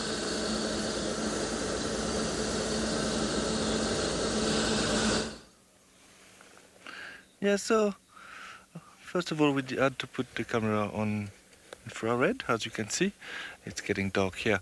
So we were driving next to Gary Dam and we found that hyena. I am not sure which one it is because I can't really see. It is a bit far. So if any of you knows who it is, please let me know. I think the only one I would be able to recognize is Ribbon because of a ear. One of his ears have a little dent in it, but now it is quite far. It is a bit difficult for me to see. Yeah, so I don't think we'll have enough time anyway to get to that leopard sighting, and I'm not sure if it's still coming to Djuma. So I would like to maybe use that opportunity to stay around here and look at this hyena. Obviously, if it decides to move, we will move on as well. Looked like to be quite stationary there for a while and just looking around. Okay, so around here earlier there was some alarm calls, well, very close to here, and they saw some leopard tracks. So maybe this hyena was following that leopard as well, but I don't think there was any visual of that leopard. Maybe it's one of the skittish one. But doesn't really like the vehicles. Like I think Molwati is quite skittish. But I'm I'm quite happy I found at least one predator this afternoon. This morning was obviously a better visual with the predator we got in Ghana. Okay, so we'll stick around here and see what this hyena is doing. Hopefully there will be a bit of action.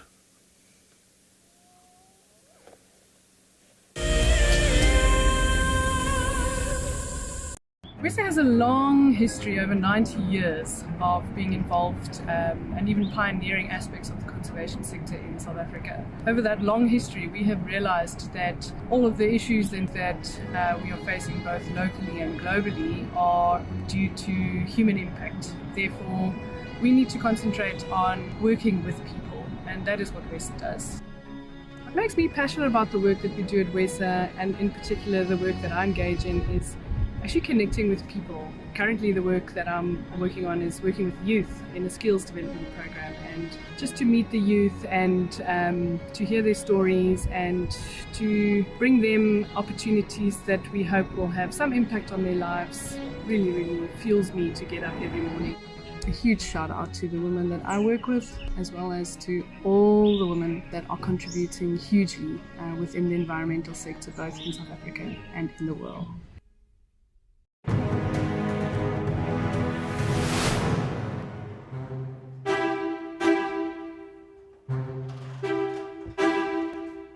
Our competitors are in the room behind me right now for the birding challenge, where they have to look at pictures and identify the birds and then separately listen to bird calls and identify them.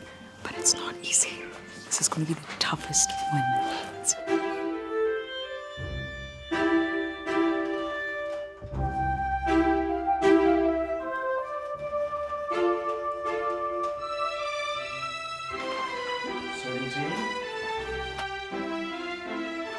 Here we have the previous year's winners. You can see they're trying to see if they can remember all the answers, and look at them taking a sneak peek.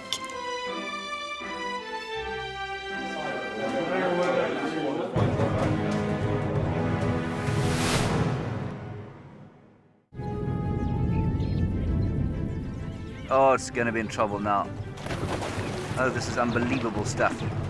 Here comes a hippo in too. Go, Impala. There's a hippo coming in. I can't believe what we're seeing here. This is what we normally see in East Africa. It's all over. Hippo leaping at the crocodile now. Everything's gone underwater. Expect the unexpected here on WildEarth Daily.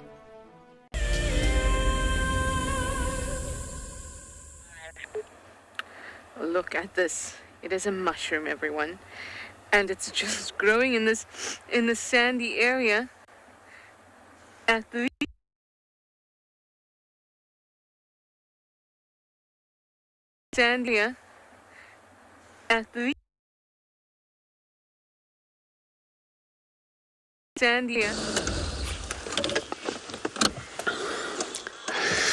Everybody, having me back. Sorry about that. I very much apologize for all the technical issues, perhaps due to the weather or things happening when in the bush.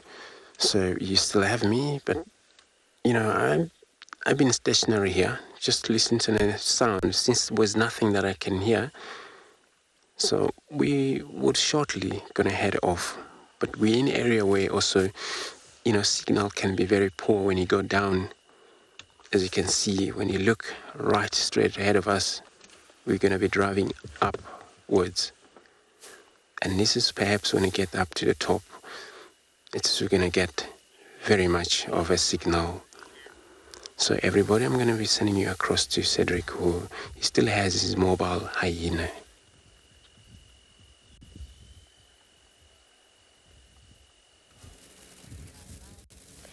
Yeah, so this hyena is running away from us. So it was running towards the lodge there. Fortunately, I can't go there. But I think what we can do, it was looking in that direction. Maybe we can go on quarantine and see if there's anything there. It's like most of the animal is in the mood to go hide. Well, face away from us and start running. Yeah, he sat down at one stage, and then suddenly stood up and started running in that direction. So I'm going to drive around there and check. We did heard hyenas calling in the distance as well.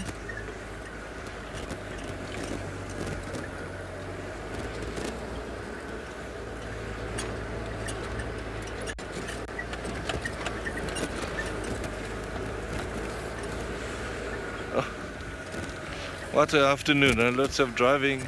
And as soon as we found animals, we like turn their back to us and walk away.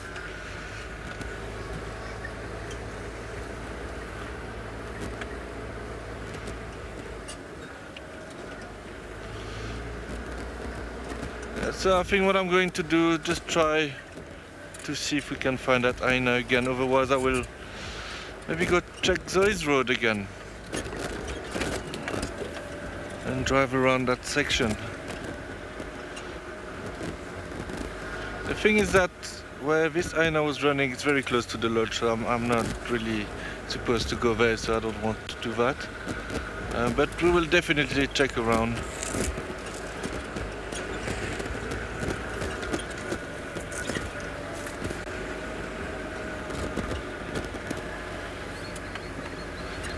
It did make me laugh a bit actually. Every time we were finding something, it just turned around and start walking. One of those days, huh? It was the same with the African Arrayhawk who started flying. And the Arrayhawk started flying when we were looking at it. Okay, we'll continue and hopefully find something else. Some nocturnal animals, hopefully. In the meantime, we'll send you to Trushala. Cedric, you should look for some mushrooms. They don't disappear as quickly. No, obviously, Cedric. Hi, Cedric. You should be looking for those wonderful animals. Here we've got quite a large mushroom and a few of them just growing in the beach here. Seems out of place. Perhaps some spores just managed to make their way and land here.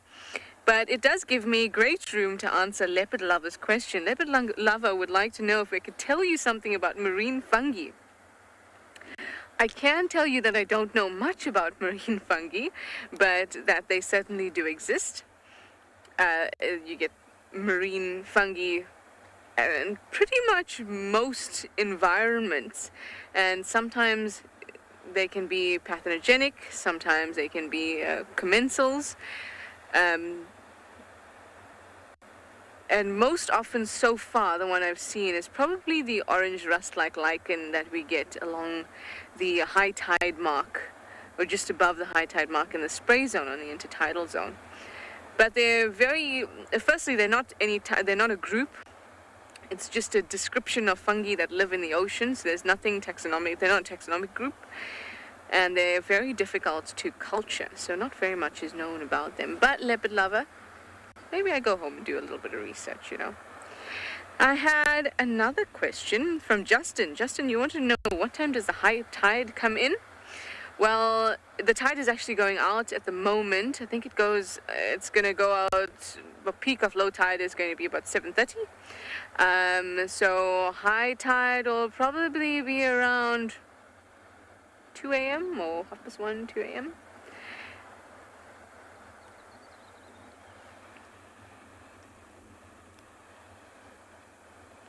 So I don't have my mushroom book with me, so all you mushroom people, mushroom fans, are going to have to help me ID this. I'm just going to get a little bit closer so that I can give you an idea of size. This is my hand. So it's pretty large. I wouldn't be able to close my hand around this mushroom. There's obvious scales at the top. Also very interesting is there are a collection of dead mushrooms around it. I didn't actually notice this at first, but these are in fact little dead mushrooms. So one of two things could have happened here. One, that only a few of these mushrooms were successful, or two, this is not the first mushroom to arrive at this patch. and that it killed off these other mushrooms in order to survive. Ooh, quickly, I'm going to send you over to somebody in Djuma. So everybody, we got a glimpse of leopard. To me, it's a long visual distance. I know there's a lot of debate here. Darren say it's a female, but let's find out. And then it's actually, we are now or the south of Treehouse Dam on the Garamen. So I'm gonna use my spotlight so I don't lose that leopard. Still there.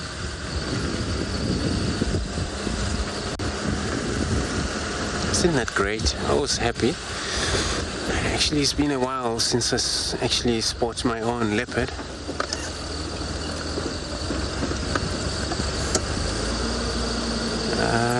Yeah, we're gonna just stop here. To me. Let's stop here. So we got him there. Still moving into that area.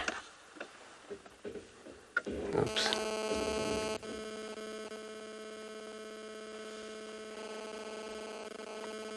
Can't tell 100%. We're actually using infrared in a way, but we're gonna keep up with this cat.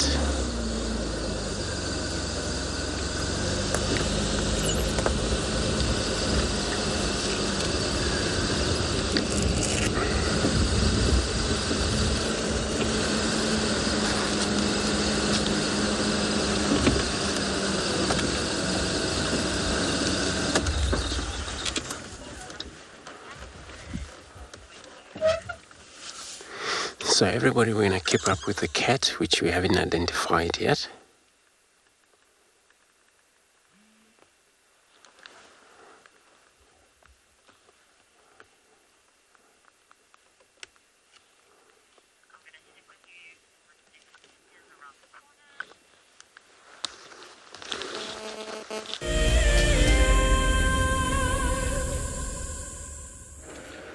Yeah, so we left quarantine, we decided to come check Kalagopan.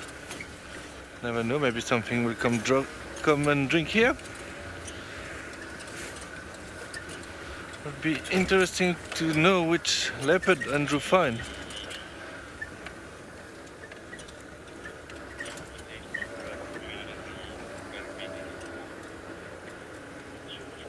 I'm not sure if it would be the same leopard that they were looking, but I'm glad he found another leopard. It's always nice to have two leopards on a drive.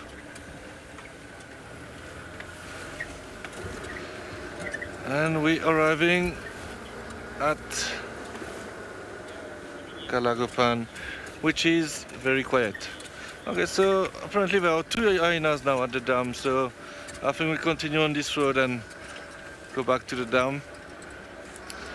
It will take us a little while to get there because this road is a little bit bumpy. But hopefully when we get there, they are still there. It's amazing, we leave area, then they move again there. You have to have a lot of patience.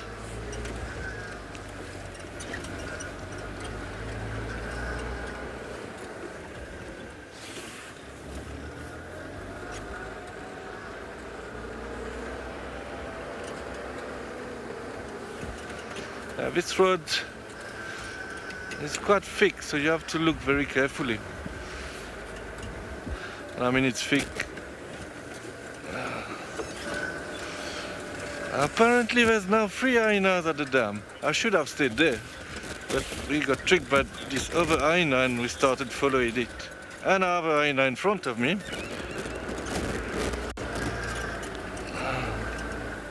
There we go.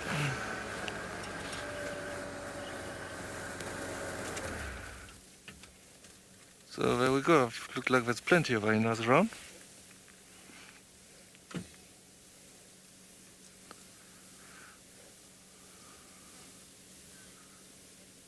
Very nice. In the middle of a road.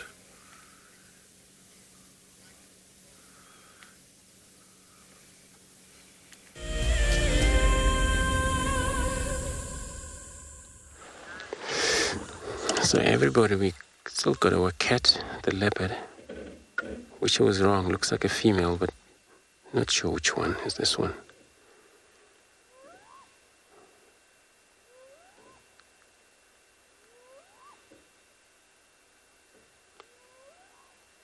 spots a hyena in away distances. That's why she stopped and looked back there. She's highly on a scent, Mark. So I'm gonna keep up with her.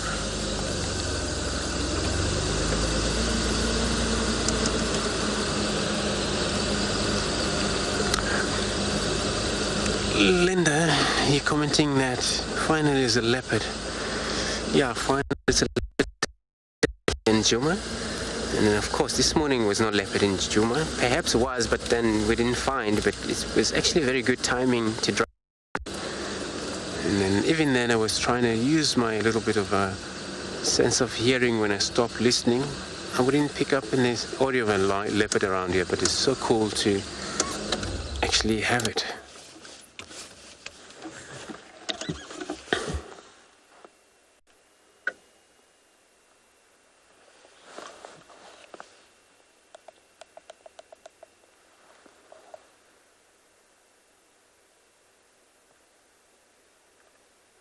I saw her a lot of times. She's actually scent marking. She's pretty much on the activation of their territory.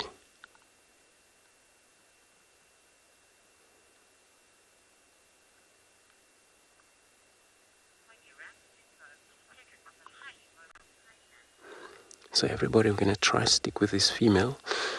And then in the meantime, let's go across to Cedric with his mobile hyena.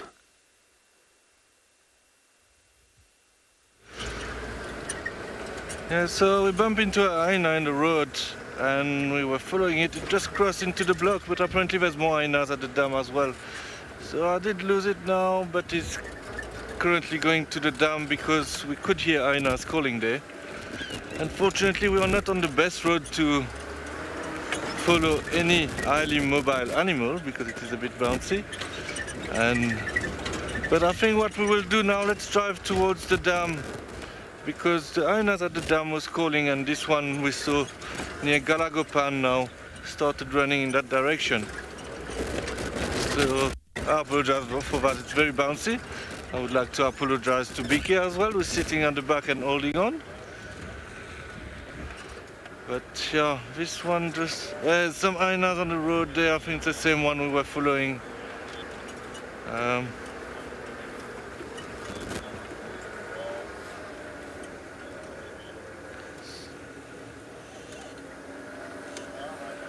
There we go. So this is the one we're currently following, going towards the dam.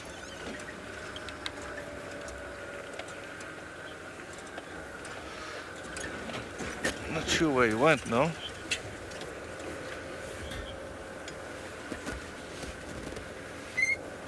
Maybe he did go, but let's go see, let's continue and see what's happening at the dam.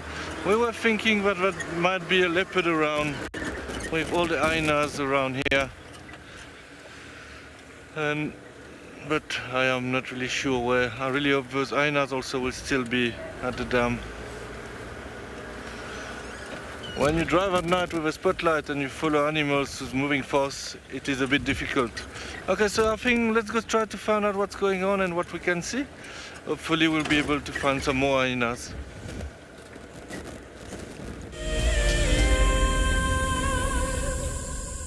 The Masai Mara in Kenya is an iconic wilderness filled with life. Its inspirational beauty has captivated our hearts on WildEarth for many years. While this season of the world's greatest migration has been missed, WildEarth is preparing a spectacular comeback in 2022. For the first time ever, WildEarth will be running expeditions to Kenya's Masai Mara throughout the 2022 migration season. Hosted by David Githu and Isaac Rotich, you could be a part of the team that shares the WildEarth migration with the world, live on WildEarth's daily safaris.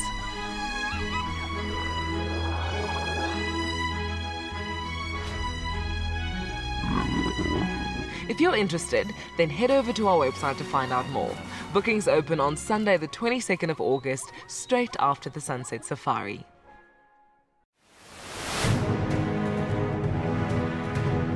And for me, the best part about being a guide is being able to live out in in Africa's wild places and being able to share that with people. Of all the challenges, for me, the one that I'm probably the most comfortable with is the game drive. I think that's what I do most days, so that would probably be what I feel like I'd do the best at. It's like someone's put little Lego blocks up there and made this perfect little sort of statue, and there's another one further along as we drive. One of the challenges I'm the most nervous about would probably be shooting. I think on the day there's always quite a bit of pressure and intimidation, always associated with it, but I guess we'll see how it goes. I hope I'll win this competition, but if I don't, it's still been an experience of a lifetime, and I've learned a lot and met a lot of really, really cool people.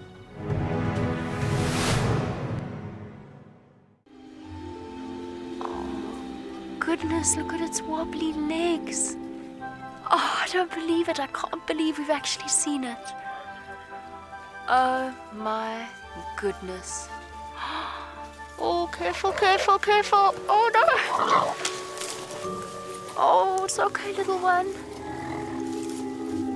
Okay. Expect the unexpected here on Wild Earth daily.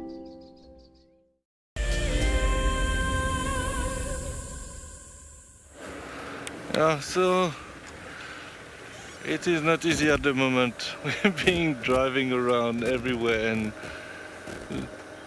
it's like we had to go up and down the dam wall because they were going in one direction, turn around, came back here. But it's quite nice that we ending the drive with those hyenas.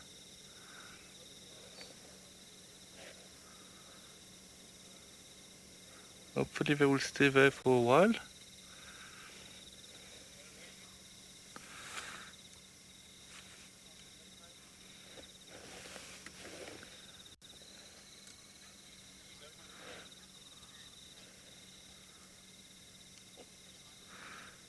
Philemon, you're asking how big a hyena be at birth.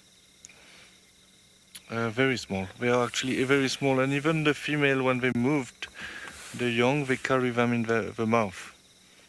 I'm just going to switch off my lights quickly, make a bit of shadows. So they carry them in the mouth, so they are very, very tiny. Such a lion as well.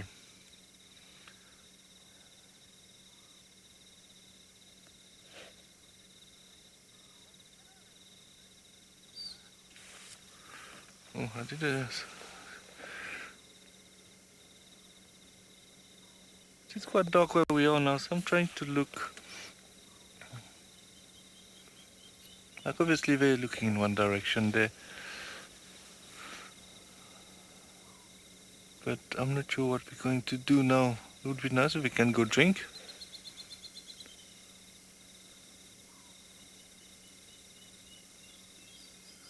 I don't know if you can hear, but there's also the water picnic calling at the dam. It is very nice.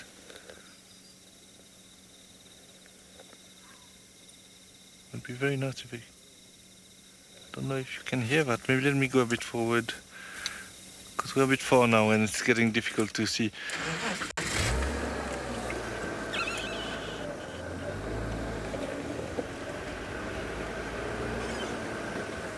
Obviously I don't want to disturb them too much with the lights.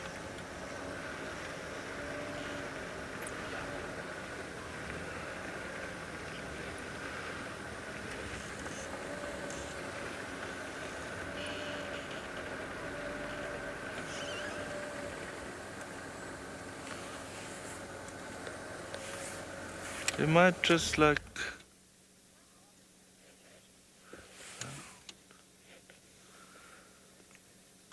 Not sure where they're going, but they're making me move a lot. So we've been coming from the other side of the dam and now we're going to where we came from. Okay, let's continue and see what they are up to.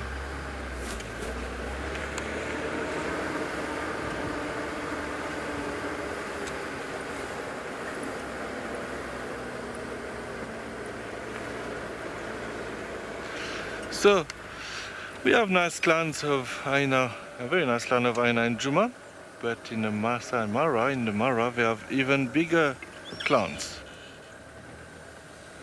The Masai Mara in Kenya is an iconic wilderness filled with life. Its inspirational beauty has captivated our hearts on WildEarth for many years. While this season of the world's greatest migration has been missed, WildEarth is preparing a spectacular comeback in 2022. For the first time ever, WildEarth will be running expeditions to Kenya's Masai Mara throughout the 2022 migration season.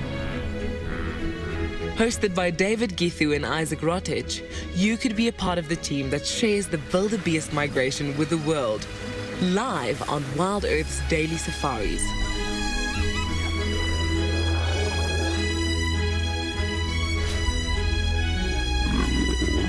If you're interested, then head over to our website to find out more.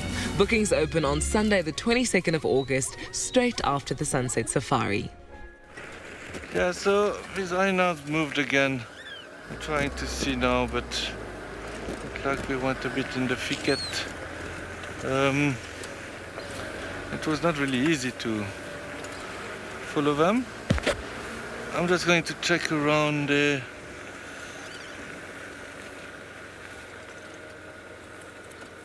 Oh.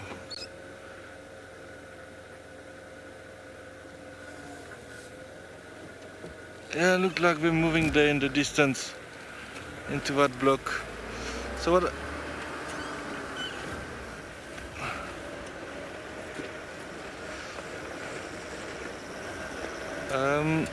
So I think we're going to send you to Andrew now. I'm not sure if I got it correctly, to see how his leopard search is going, and we will try on our side to get those hyenas again.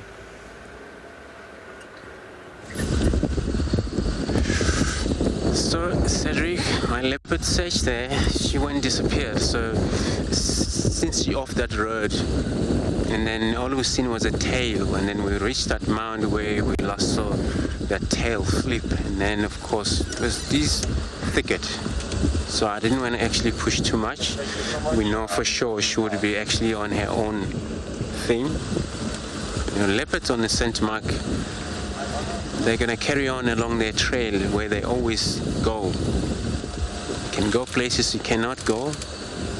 But I was so happy that she was on the road. You know, we believe if she would probably stick around for a while, perhaps this is when she kills something. And then she'll probably stick around. And then she'll be more likely to maybe return back to the west. That's where she's going. Dulu's always come to Djuma a little bit, because the speed of her territory portion, that's where we saw her. It's always come out of that road, cut back to the west, bit of a quarantine sometimes. So she's one of our resident leopard as well.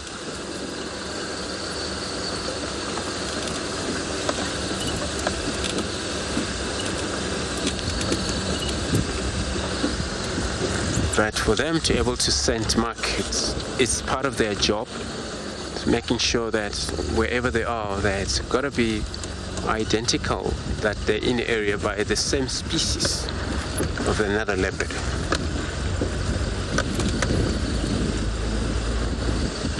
Or different species, or same species, that's what's pretty much work.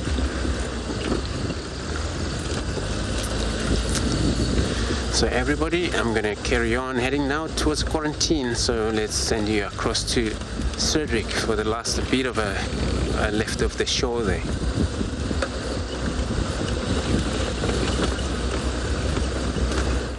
Yes, look like that a bit en route to quarantine.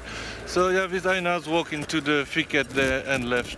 Unfortunately, they were very highly mobile, so I'm not sure what they were looking for.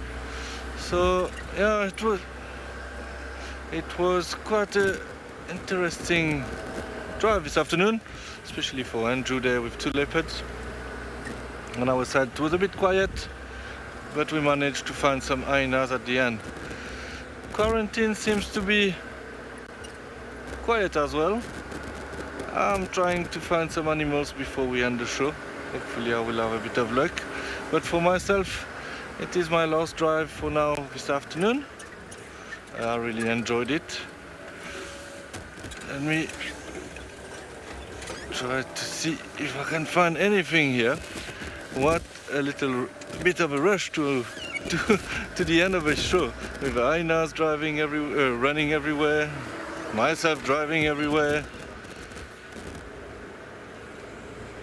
Unfortunately, I can't see much. I think I'm just going to stop here. There's some eyes at the back, very far there. Yeah, so what an afternoon. I really hope you guys enjoy, at least seeing the leopards and the hyenas and the other animals. We got some cool birds actually. So quarantine is a nice place to end the show. I really like when I found a white-tailed mongoose here, but this time I wasn't lucky. Yeah, so sorry, I was looking around. Thank you very much for all your questions, and I hope you enjoy spending some time with me. I will be gone tomorrow, someone else will join, but I would like to say bye for now and see you next time.